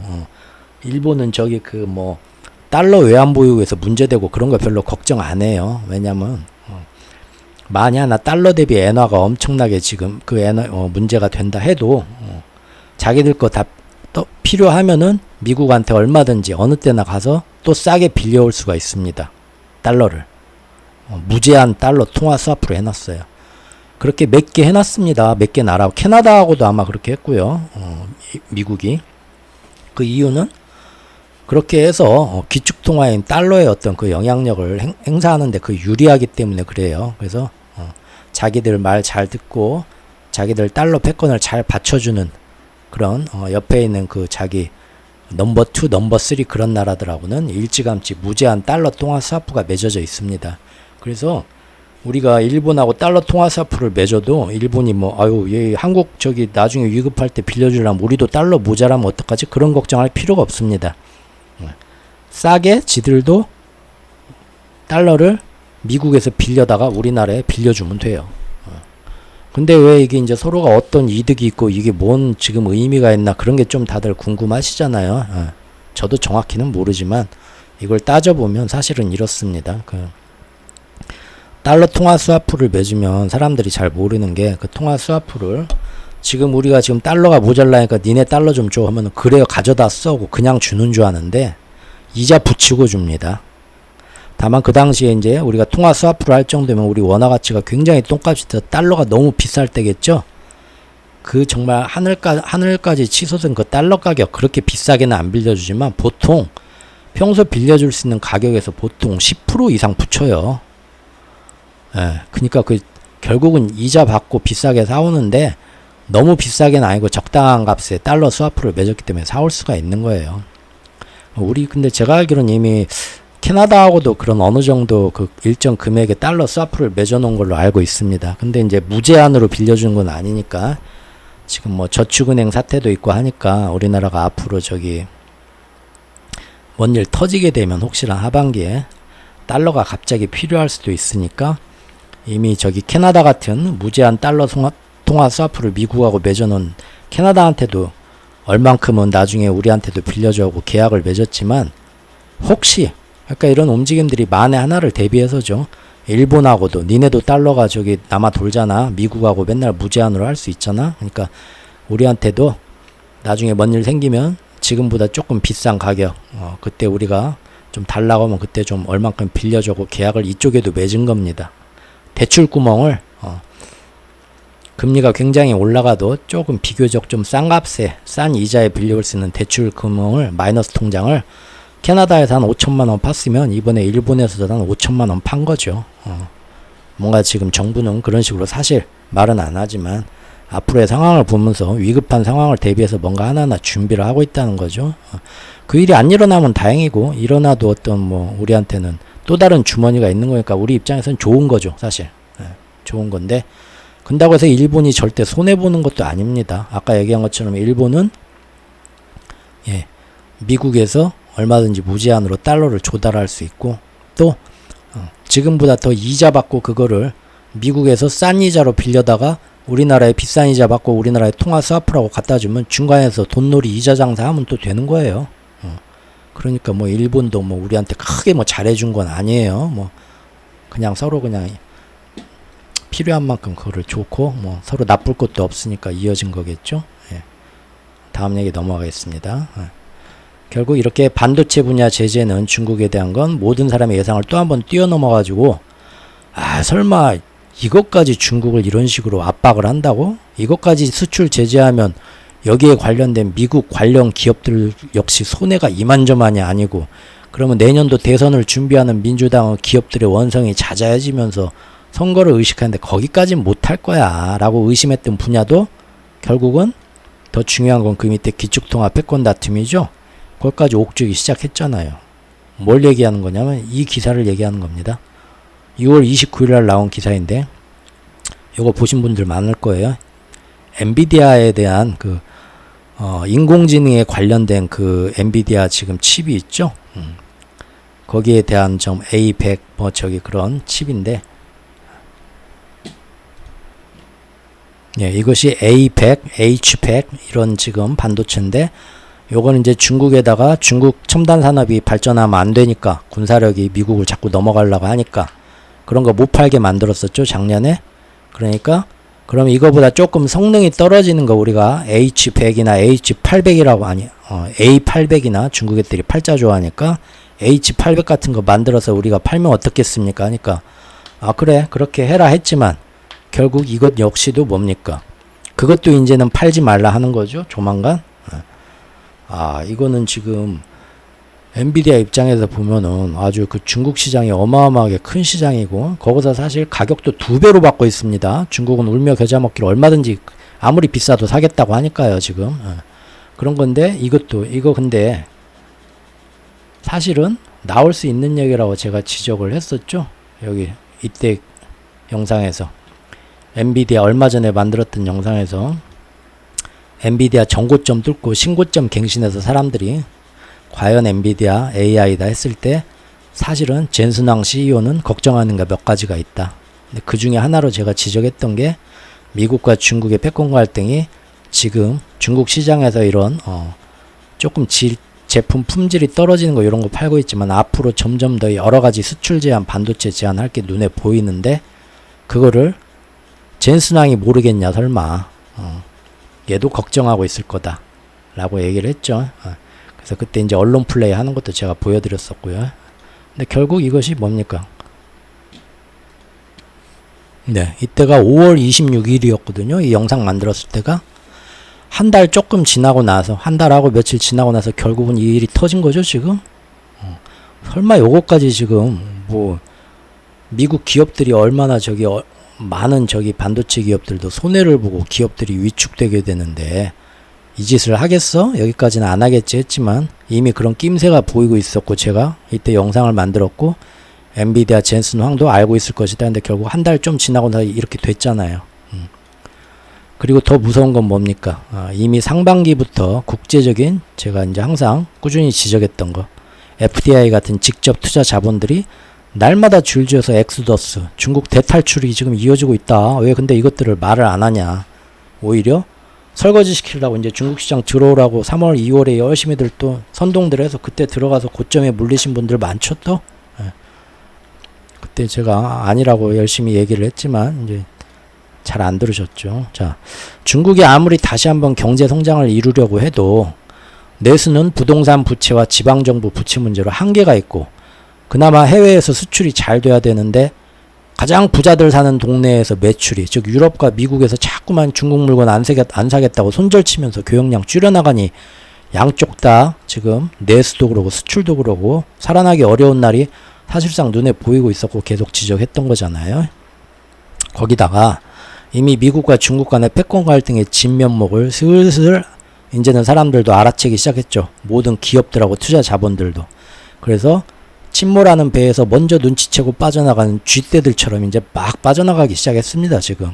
그래서 경제성장의 가장 중요하고 필수 요소가 뭡니까? 외국인의 투자 자금이거든요. 이게 계속 빠져나가니까 중국 경제는 이제 그렇게 열심히 떠들었던 거하고 달리 3월까지 4월에도 괜찮다, 반등 중이다 하더니 5월, 6월에서 이제 2달 사이에 어떻게 됐나요?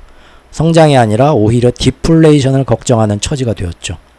그것이 5월까지 나온 중국의 경제 지표들에서 꾸준히 일관되게 다 드러났습니다. 이것도 기사 보시면 아스트라제네카 같은 회사들도 점점 중국 법인 다 떼내면서 철수하고 있습니다. 사실상 작년에 러시아 전쟁 일으키고 나서 러시아에서 기업들 철수한 것처럼 이미 중국 법인들 떼가는 기업들, 투자은행들은 말할 것도 없고요. JP모건이나 뭐 이런 애들도 다 블랙락이나 뭐 이런 여러 가지 투자회사들 지금 블랙락은 아닙니다. 말실수했네요. 다른 투자회사 어디 있었는데 얘기했었죠. 이런 것들을 계속 결국 그렇게 됐잖아요. 제가 계속 지적했었고, 그리고 이러한 큰 흐름을 여러분들 개미들보다도 훨씬 먼저 미리부터 읽고 있는 게 바로 환투기 세력입니다. 굉장히 빠르다고 제가 말씀드렸죠.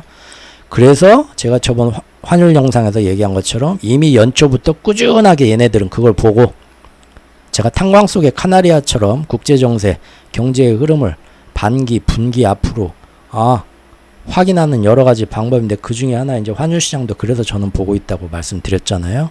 사실상 연초부터 꾸준하게 위안화를 가망 없애고 팔아치우고 있었으니까 위안화 환율이 어떻습니까?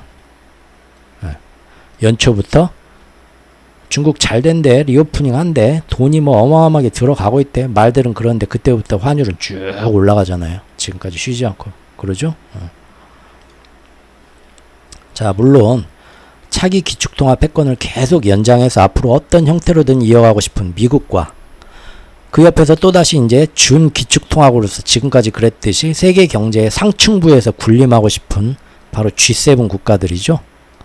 이들이 지금 이런 경제 흐름 외에도 여론이 잠시 다른데 눈을 돌린 사이에 또 한 짓이 있습니다. 그게 뭡니까?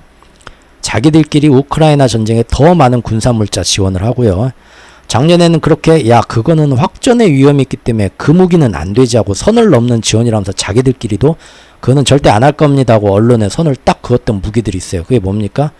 장거리 타격이 가능한 미사일, 중갑 전차들, 열화 우라늄탐들, 심지어 F-16 전투기까지도 이 석 달 사이에 언론들이 집중할 때 전부 지원하기로 가능성을 다 열어놨습니다. 그러죠? 마치 우리 보통 매번 하는 거지만 연예인들 마약 사건으로 덮는 것처럼 다른 일로 하면서 이 일을 은근슬쩍 다 추진을 해버렸어요. 결국 뭡니까?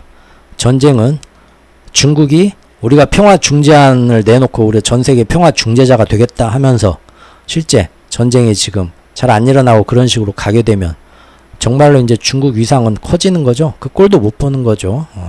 전쟁은 계속 더 크게 일으키고 더 확전시키고 더 길게 끌고 가가지고 이걸로 인해서 지금 기축통화 패권 시즌2를 가져가는 마스터 플래너는 이런 게 굉장히 지정학적 긴장이 계속 유지되는 게 굉장히 필요하죠.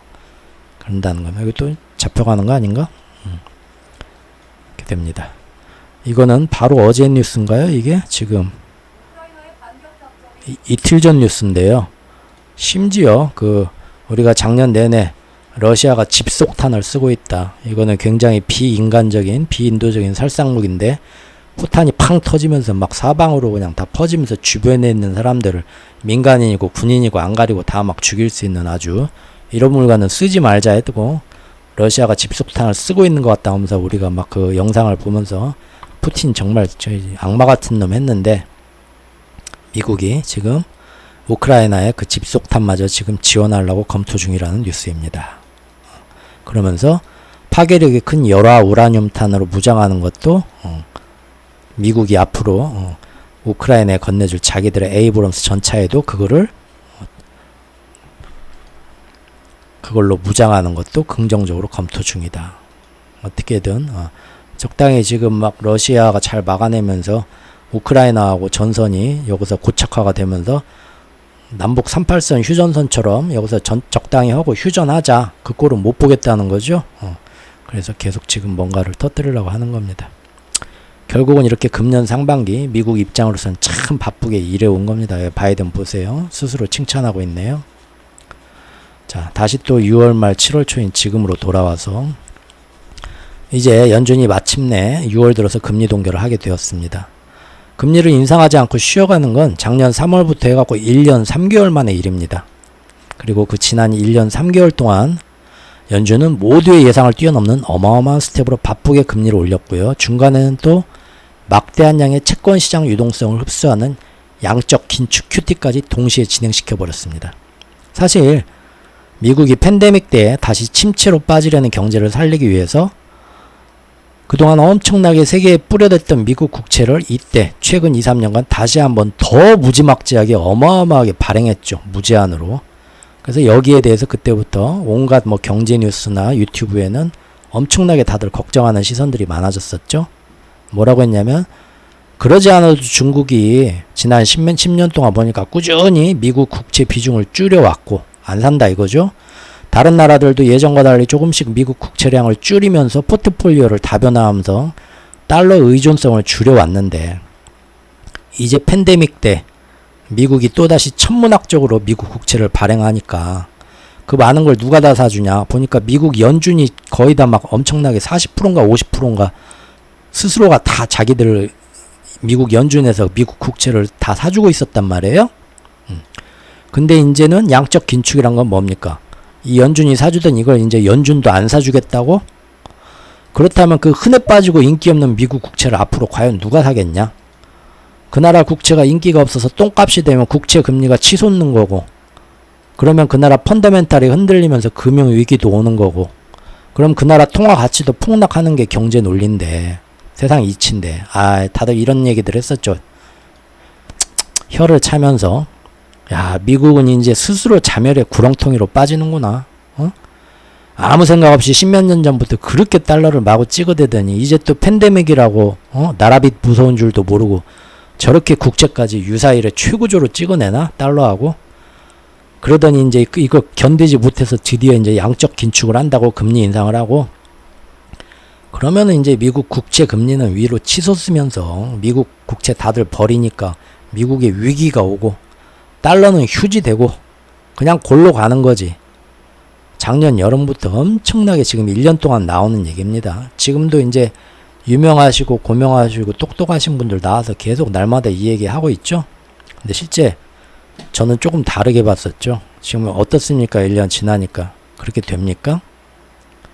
그러지 않죠. 실제로는 이러한 경제 논리와 예측들은 물론 금년 지금까지도 꾸준히 확대 재생산 돼가지고요. 모든 사람들의 입에서 반복되고 있습니다. 월가의 전문가라는 사람, 구루라는 사람, 그 다음에 그 사람하고 똑같은 얘기를 하는 우리나라의 굉장히 고명하신 학자님들, 교수님들, 아니면은 저기 뭐 증권가의 유명한 사람들 얘기하면 그거 듣고 강의 듣고 그런 거 같네. 그것도 이제 그대로 머릿속에 기억해서 와가지고 또 작은 짜잘한 유튜버들이 얘기하고 또 어떤 주식 카페에서 얘기하고 다들 하면은 사람들도 다 그렇게 듣는 거죠. 그대로 가져다가 9시 뉴스에서 SBS, KBS, MBC 계속 그런 얘기 또 했고요. 그러나 제가 항상 말하지만 다시 한번 말하지만 뭡니까?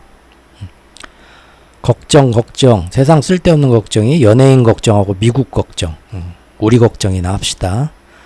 미국이 힘들어서 한 발 무릎 꿇으면 다른 나라들은 전부 아이고 저거 봐라 하고 구경하는 게 아니라 그 옆에서 다 배 깔고 죽어 엎어진다. 그게 그렇게 될 수밖에 없다.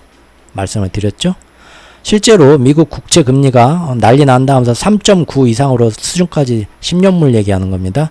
치솟던 때는 작년 하반기 9월 10월 그때 미국에서 문제가 신용위기가 터졌나요? 아니요. 영국의 길트치하고 연기금 그리고 유럽의 CS 등 유럽 금융권이 먼저 터졌습니다. 기억들 하시죠?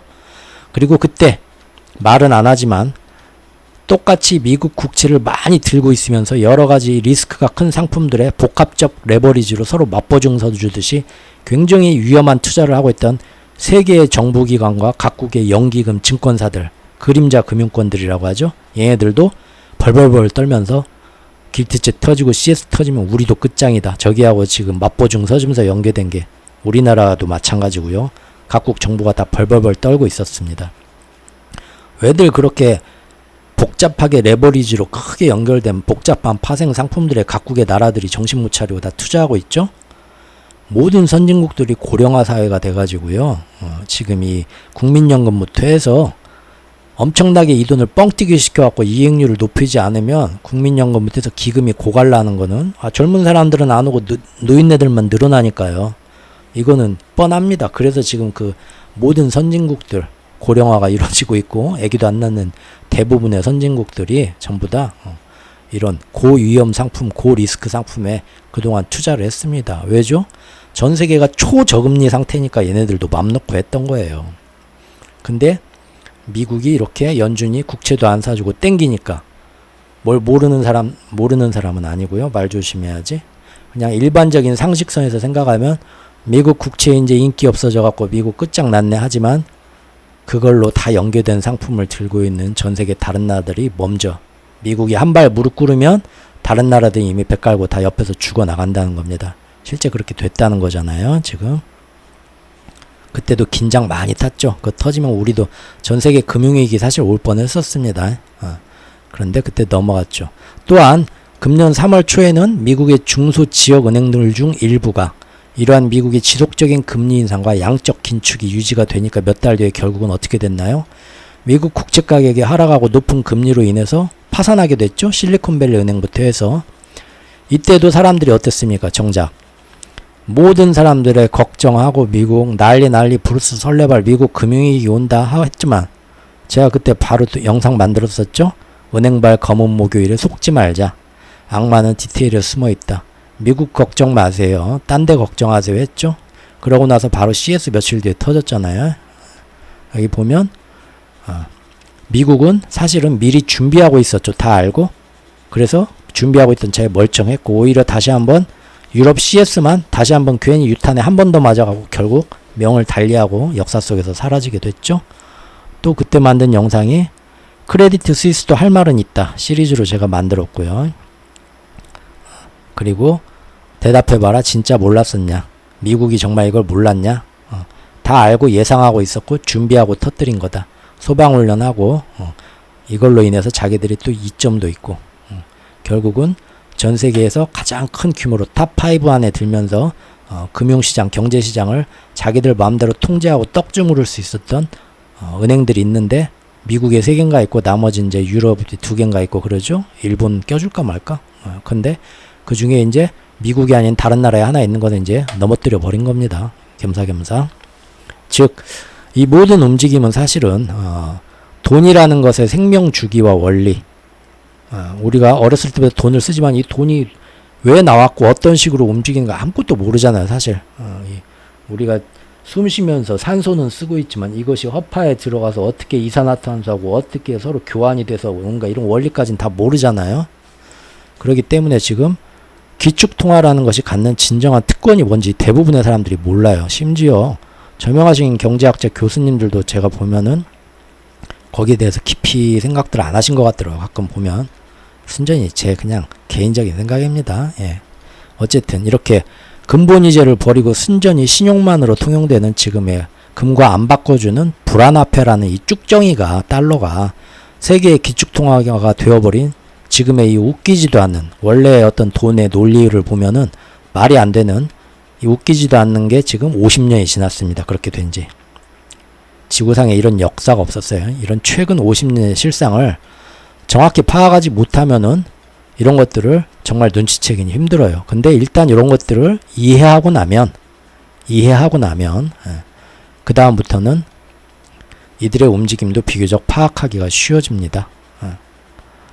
제가 요거를 블로그에 새로운 카테고리를 저번 주말에 하나 만들었습니다. 제목은 매트릭스의 빨간 약 먹기입니다. 여러가지 글 중에서 바로 이러한 돈의 원리와 통화의 생명주기, 그리고 미국의 기축통화 패권이 갖는 진정한 특권과 이걸 가져가기 위해서 그러면 어떻게 하겠구나라는 거를 어떤 경제서적이나 뭐 이런 거 봐도 이런 얘기는 안 나온다고 저는 자신을 합니다.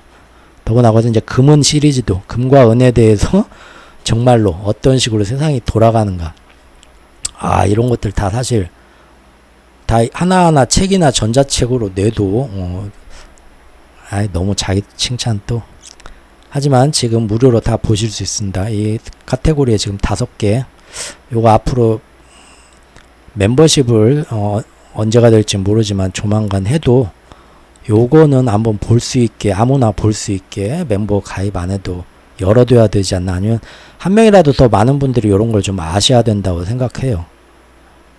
그래야만 이런 사람들의 목소리가, 우리 일반인들의 목소리가 높아지고 더 이상 이런 식으로 흘러가지 말고 반목과 어떤 그런 경쟁을 그만두고 지구를 살리고 저 굶어 죽는 사람들도 같이 살리기 위해서 세상의 여론이 바뀌어야죠.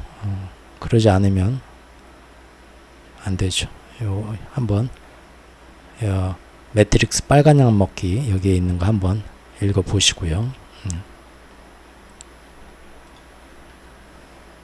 자, 그래서 어렵게 먼 길을 지금까지 돌아왔죠. 이제 제가 말하고자 하는 건 뭐냐면 여기서 앞으로요, 금년 하반기, 미국이 하반기에 또 미친 척 또 금리를 올리게 되면요, 사실상 지난 10개월간 혼자서 자국 내 부채가 터질까봐 금리 동결을 해온 나라 중국이죠.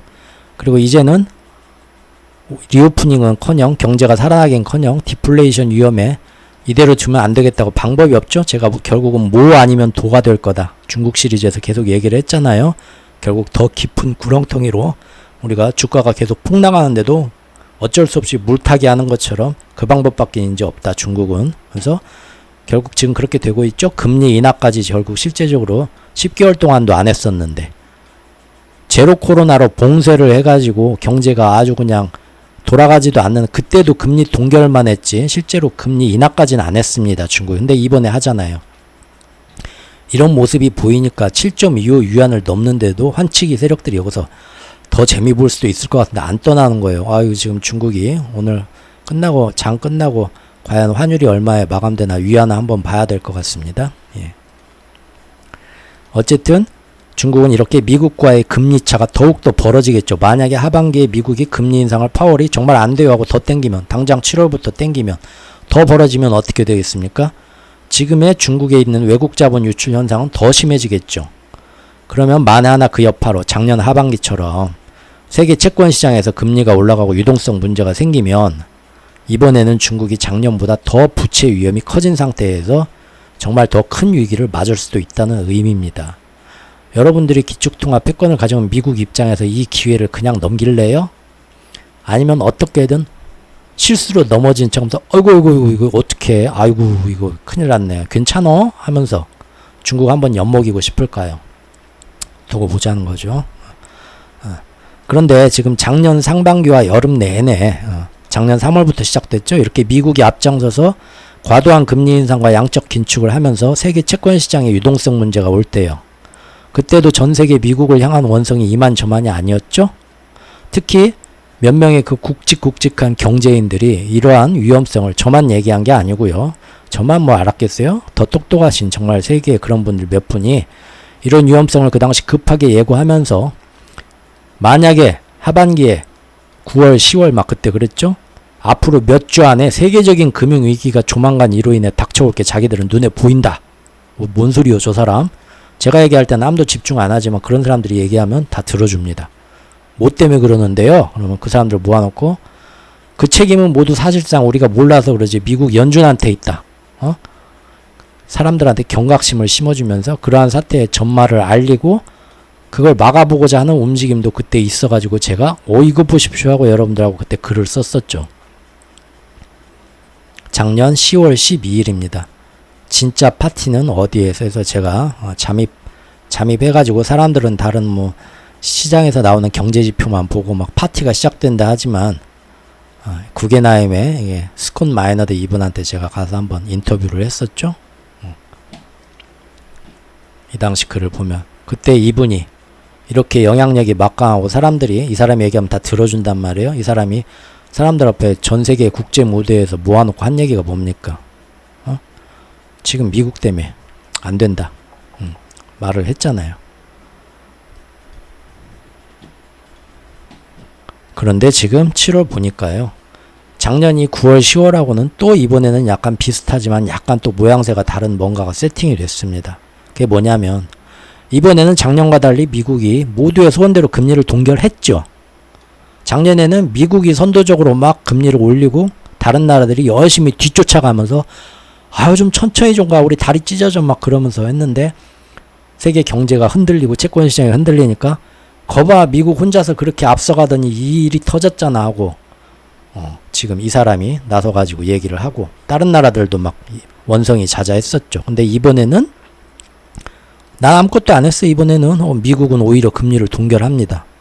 그런데 다른 선진국들이 앞에 나서가지고 전부 다 야 이대로는 절대 안 돼. 큰일 나. 우리 다 같이 지금 여기서 쉬면 안 돼. 다 같이 합치면서 금리를 인상해야 돼 하면서 실제 그렇게 해버린 겁니다. 즉 미국의 가장 충실한 파트너 어디입니까? 유럽 중앙은행의 라가르드 총재, 그리고 영국, 그리고 IMF. 제가 요거 작년 4월에 글 쓸 때부터 삼선 짬뽕파 일진 패입니다. 일진 패밀리 단톡방 싸이월드 해가지고 얘네들이 전세계 경제를 어떻게 끌고 가자, 앞에서 끌어주고 뒤에서 밀고 북치고 장구치고 부창부수하면서 얘네들만 보면 된다 탁 집었었죠. 실제 이번 지금 6월 7월 봐도요, 얘네들이 또 앞에 나서가지고 언제부터 중국이 바로 며칠 전에 6월 말에 금리 인하를 결정하자마자 지금이 기회네, 그럴 줄 알았지, 니네 이제 죽어봐라 하면서 밑밥 깔기 시작하는 겁니다. 전 세계 정부와 중앙은행들한테 얘네들이 뭐라고 하냐면 여기서 금리 인상 멈출 수 없다.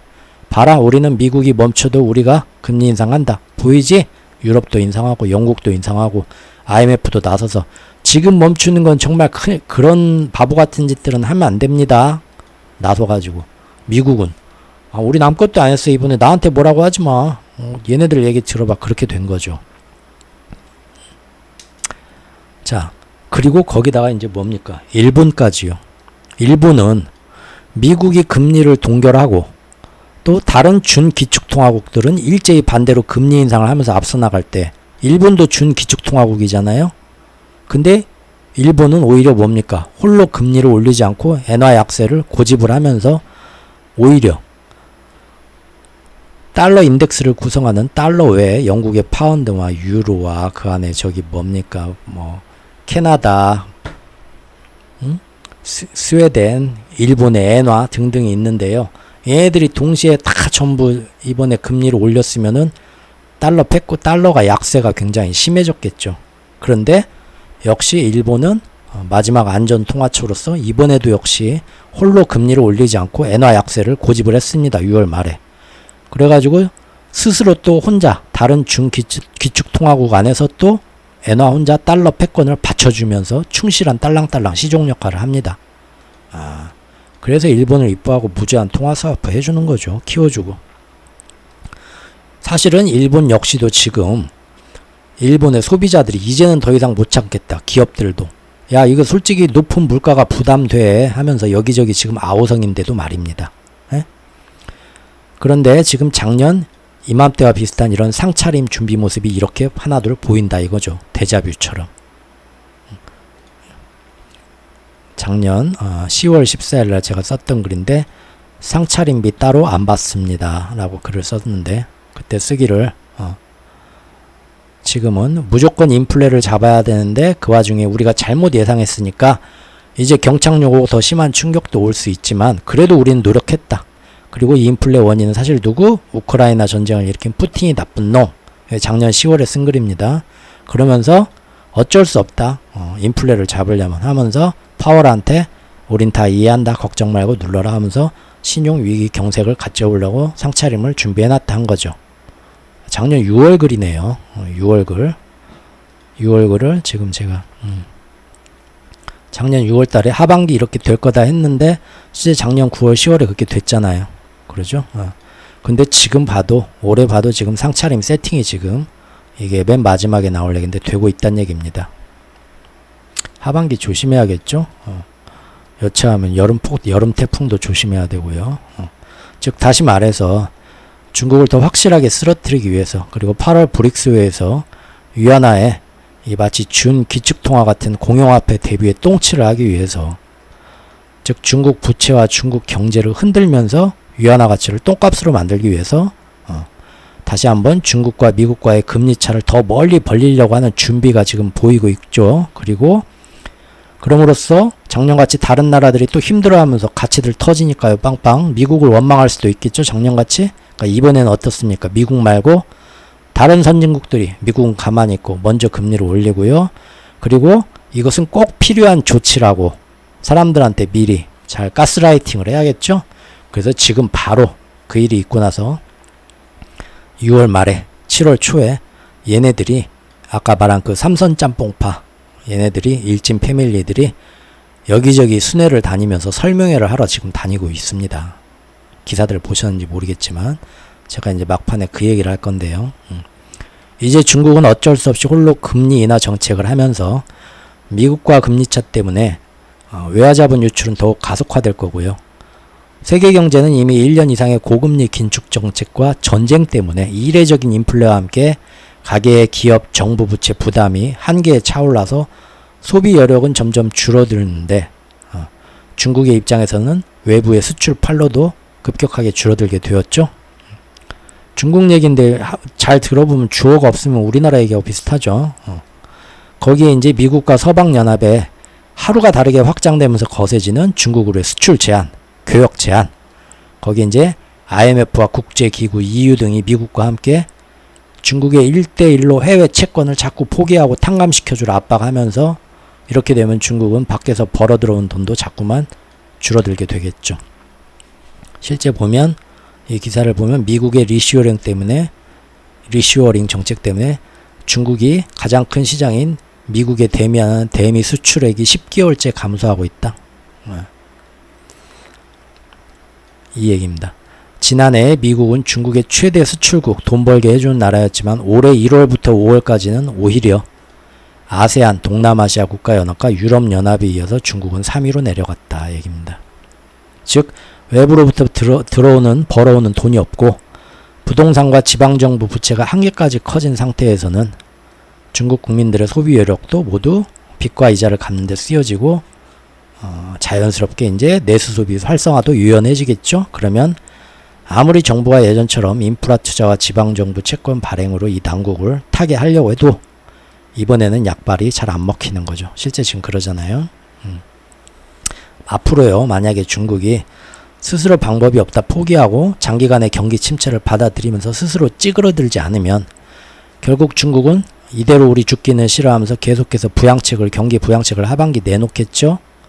지금 다들 그렇게 그걸 기대를 하고 있다고 하는데요. 즉 어떻게든 돈을 더 풀어서라도 경제를 살려보기를 포기하지 않을지도 모르죠. 그럴 확률이 좀 높아 보이죠, 지금은. 그런데 지금 중국은 청년 실업률까지 최고를 찍었죠. 이런 경우에 공산당이 스스로 경제 실패를 자인하면서 야 우리 틀렸다 긴축으로 들어가자 이러면 어떻게 됩니까? 중국 사람들 특성상 시진핑 정권에 대한 불만과 심판이 일시에 대두될 확률이 크죠. 특히 시진핑을 열심히 지지하는 이 어렸을 때부터 시진핑 어버이 수령 만세 교육을 받고 중국이 최고야. 중국 동영상 같은 거, 중국 도시 같은 거 동영상 유튜브에서 찾아보시나요? 난리가 나고 경제에 문제가 있다 하는 뭐 충칭시나 그런 데 봐도요. 거기 그 고층 빌딩들 보십시오. 우리나라 서울 저리 가랍니다. 그런 데가 한두 군데가 아닙니다. 그렇게 중국이 갑자기 10년 사이에 전 세계 어디보다 마천루가 많고 어마어마하게 멋있게 된 그 모습을 보면서 이게 다 시진핑님 덕분이다 하면서 중국이 최고다. 교육받고 자란 요새 중국의 젊은 애들은 아주 우습게 보죠. 걔네들은 사실 애국 그런 국수주의 심하고요. 근데 걔네들이 시진핑이 망하게 되고 지금 중국 경제가 망하게 되면 돌아섭니다. 지금 그건 절대 공산당이 원하지 않겠죠. 그래서 중국이 계속 포기하지 않고 여기서 경제 활성화 그래도 살아보겠다가 하반기에 나대면 결국은 미국 입장에서는 뭡니까? 역시 그렇게 나왔군. 너희들한테 회복할 수 없을 만한 큰 거 한 방을 안겨주겠다라고 그런 카드를 만지작거리게 되지 않겠습니까? 저는 이제 막연히 그렇게 예상이 되는 거죠. 즉 계속되는 하반기의 금리 인상으로 작년 하반기와 같은 세계적인 신용 경색을 일으키려는 유혹이 굉장히 그 유혹을 뿌리치기가 힘들 거다. 미국 입장에서는. 즉 이런 거대한 흐름을 본다면 금년 지금 G7 이후에 나온 디리스킹이라는 신조어 바이든이 들고 나온 거죠. 사실 우리는 경제가 서로 이렇게 위축되는 걸 원하지 않는다. 국가 안보 차원은 우리가 잡고 가겠지만 어떻게든 중국과 서로 경제적으로는 윈윈 해보려고 우린 노력할 것이다. 말은 그러죠. 그러면서 토니 블링컨이 방중했죠. 얼마 전에. 그리고 이제 곧 2, 3일 뒤인가요? 옐런 재무장관도 중국에 방중하기로 했습니다. 근데 이런 큰 밑에 흐름을 알면 어떻습니까? 요거를 쇼라고 보이죠? 크게 기대할 만한 게 못 된다는 걸 알 수 있겠죠? 제 블로그에 어떤 분이 질문해 주신 거에 대한 답변도 여기서 지금 같이 되도록 하겠습니다. 즉 여기 보면 바이든이 디커플링이 아니고 디리스킹이다 라는 말을 왜 그러죠? 세계 경제가 이런 식으로 중국 때려잡겠다고 하면서 세계 경제가 같이 위축되면서 문제가 터지면 다들 또 미국한테 너는 사이좋게 좀 지내지 왜 그렇게 못 잡아먹어 안달이냐 또 비난이 쏟아질 수 있잖아요. 자기들도 경제는 살릴 거야. 국가 안보 차원에서는 중국을 좀 우리가 좀 멀리 놓고 좀 그러지 마라 하지만 경제는 우리도 살리려고 지금 최대한 노력할 거야 하면서 이거는 디커플링이 아니다. 사람들이 자꾸 그 얘기가 나오니까 디리스킹이다 하면서 바이든이 G7 회의 뒤에 사실 G7 회의에서 더 본격적으로 중국이라는 쥐를 때려잡자 결정을 해놓고는 언론에다가는 정반대의 얘기를 유화적인 제스처를 취한 거죠. 바로 뒤에 이제 제닛도 며칠 뒤에 이런 얘기를 하는 겁니다. 6월 중순에 디커플링은 절대 하면 안 되는 큰 실수다. 미국과 중국은 경제적으로 이제 협력할 거다. 그게 디리스킹이다. 그런 말 합니다. 토니 블링컨 장관도 그 이후에 이제 우리는 디커플링이 아니고 디리스킹을 하러 우리 속내는 이런 거다 하면서 중국을 찾아간다 하니까 이때 또 다시 다 어떻게 됐습니까? 앞으로 경제가 좋아질 거다 봐라. 언론에서도 다 이렇게 얘기하고 9시 뉴스도 그대로 갖다 베껴서 얘기하고요. 그러니까 또 여러분들이 이제 찾아가는 뭐 그런 데서도 중국 지금 들어가야 되는 거 아냐? 그런 얘기들 나왔겠죠. 틀림없이. 하지만 요 큰 흐름을 보면 이거 말도 안 되는 거고요. 다 쇼입니다, 쇼.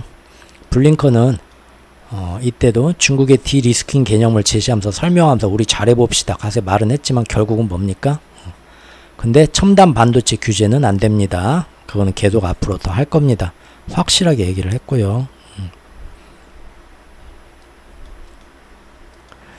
미국의 국가 안전을 지키는 데 필요한 거는 계속 할 건다. 그건 어쩔 수 없다. 그 얘기는 했다 이겁니다.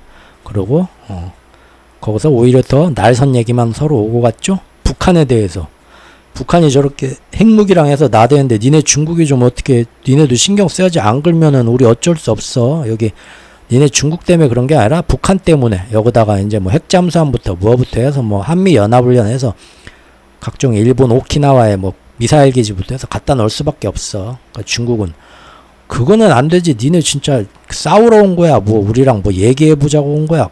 그거는 안 되지. 각자 책임 우리한테 막 그런 얘기 하면서 안 좋은 얘기도 했다 이겁니다. 옐런은 조만간 이제 디리스킹 위해서 중국을 내일 모레 찾아가는데 그 사이에 또 이런 얘기도 합니다. 중국이 1대1로 때문에 개도국의 영향력 증대하는데 그건 안 된다. 중국의 외부 외국 채권 그거를 양팔을 꺾어달라. 어디다 신신당부합니까? IMF하고 월드뱅크에 그 후루뚜루뚜 하는 터빈 두르신 인도 출신 골드만삭스 출신 제가 그때 한번 지적했었죠. 아직 그 전 총재가 임기도 안 끝났는데 성이 안 차니까 그 사람 갖다 내쳐버리고 새로운 사람 중국을 다 압박하려고 그리고 바로 또 지시 내리잖아요. 요렇게. 예. 한번 보시죠. 또 중국은 며칠 뒤에 디리스킹 하러 또 중국 간다니까 어떻게 얘기 나오나 보죠. 근데 이 밑에 큰 흐름을 보면 사실 요런 언론 기사에는 속지 말아야 된다고 저는 생각을 합니다. 그런데 이런 만약에 하반기에 정말로 중국 죽어라 하고 이렇게 또 한번 빵 터뜨리면 당연히 그건 미국 시장에도 영향을 미치겠죠. 다른 찌질한 나라들 우리나라나 뭐 이런 나라들 터지는 건 말도 못하고요. 그런데 그걸 감안해서 이미 미국의 대형 은행들은 어떤 금융위기나 신용위기가 와도 그 어떤 나라의 금융권보다 아주 높은 강도로 스트레스 테스트 이미 해왔잖아요. 아시죠? 또 중소은행들은 트럼프 시절에 이제 도트 프랭크 법을 기업 친화적으로 기업인 입장에서 완화시켜줘가지고 약점들이 많았는데 금융위기에 굉장히 크게 흔들릴 그걸 일부러 이번 3월에 실리콘밸리 사태를 기점으로 터뜨렸잖아요. 일부러 터뜨렸다는 정황은 제가 지난 관련 동영상에서 아주 상세하게 여러가지 얘기를 했습니다. 그리고는 현재는 지금 어떻습니까? 미국 연준과 예금보험공사 등에서 특별기금을 마련해갖고 계속해서 이런 중소은행들은 물밑에서 긴급 마통 하나 마련해줬죠. 마이너스 통장 좋은 걸로 금리 싼 걸로 긴급 구제자금 대주고 있잖아요. 계속. 그래서 비록 낮은 금리 시절에 맘껏 레버리지 대출을 일으켜서 투자되던 일부 지금 상업용 부동산 미국에서 아니면 그간의 양적 완화 시절 동안 저금리와 이지머니 덕분에 큰 매출 없어도 계속 유지되던 좀비 기업들 혹은 팬데믹 때 유동성의 힘으로 별다른 매출도 없는데 앞으로 얘네들이 10년 뒤엔 세상의 주인이 된대 하면서 루키스타가 되어 떠오르던 각종 벤처, 스타트업, IPO 회사들은 결국은 이런 신용위기가 또 한번 닥치게 되면 미국에서 얘네들도 일시에 정리되는 건 어쩔 수 없을 겁니다. 하지만 정말 큰 그 나라의 근간을 흔드는 금융권, 큰 투자은행들은 이미 이런 걸 다 감안하고 상정한 높은 강도의 금융 스트레스 테스트 하면서 다 준비해 시켜놨어요. 완벽하게. 미국은요. 중소은행이 조금 마음에 걸렸지만 이번 실리콘밸리 은행 사태를 일부러 터뜨리면서 다 이 구제책을 마련해 놨고요. 소방은행 소방훈련이라고 제가 그때 비유를 했죠. 소방훈련이다 이것은. 딴 나라는 어떨지 모르죠. 딴 나라는 그렇게 지금 묻어줘. 터지면. 미국만 지금 살겠다고 다 준비해 놓은 거예요.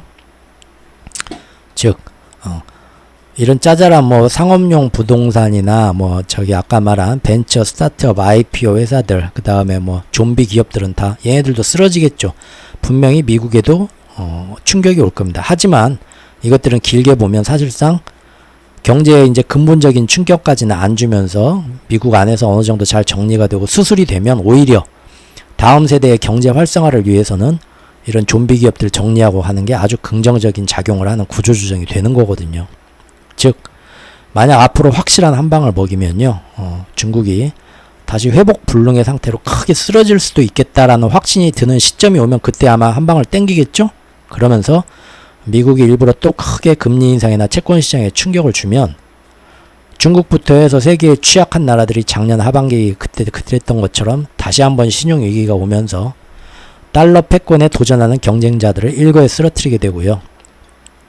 전 세계 자산시장은 그래서 크게 리셋되지만 그 안에서 다시 미국의 경제만은 비교적 온전히 살아남을 거고요. 그러면 다시 한번 달러의 패권과 기축통화 시즌2를 가져갈 수 있게 되는 거죠. 언제처럼? 2차 대전 끝나고 그렇게 된 것처럼요. 물론 이제 그렇게 되려면 그 안에서 계속해서 시기적으로 고착화된 채 오랫동안 신냉전과 이 산업의 디커플링이 계속 앞으로 유지돼야 됩니다. 잠깐 하고 끝나면 안 돼요.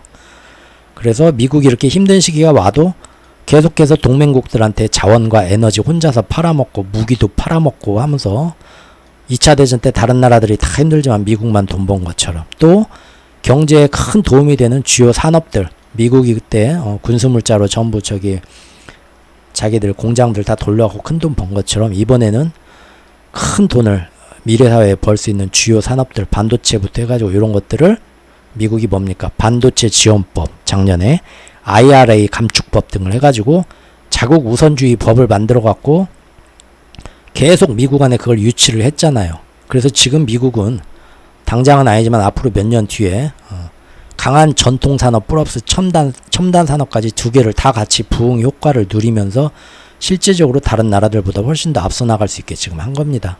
전 세계 유수의 공장을 지금 미국 안에 다 짓고 있잖아요. 다시. 그렇죠?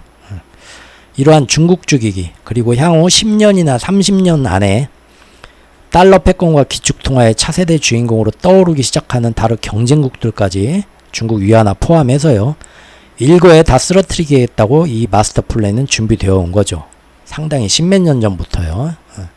이제 그리고 그것이 쭉 이어져서 지금 2023년 상반기 6월 30일까지 나름 큰 줄기의 흐름에서 제가 이렇게 길게 설명드린 것처럼 순차적으로 잘 진행되어 왔다. 여러 가지 우여곡절이 있었지만 그래서 그간의 실행들을 보면 몇 가지 우여곡절이 있었지만 잘 진행되어 왔다 이겁니다.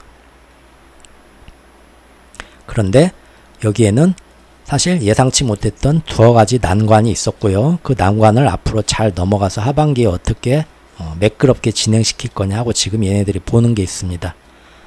여기에 대해서는 또 다음 시간에 이어서 설명하도록 하겠습니다.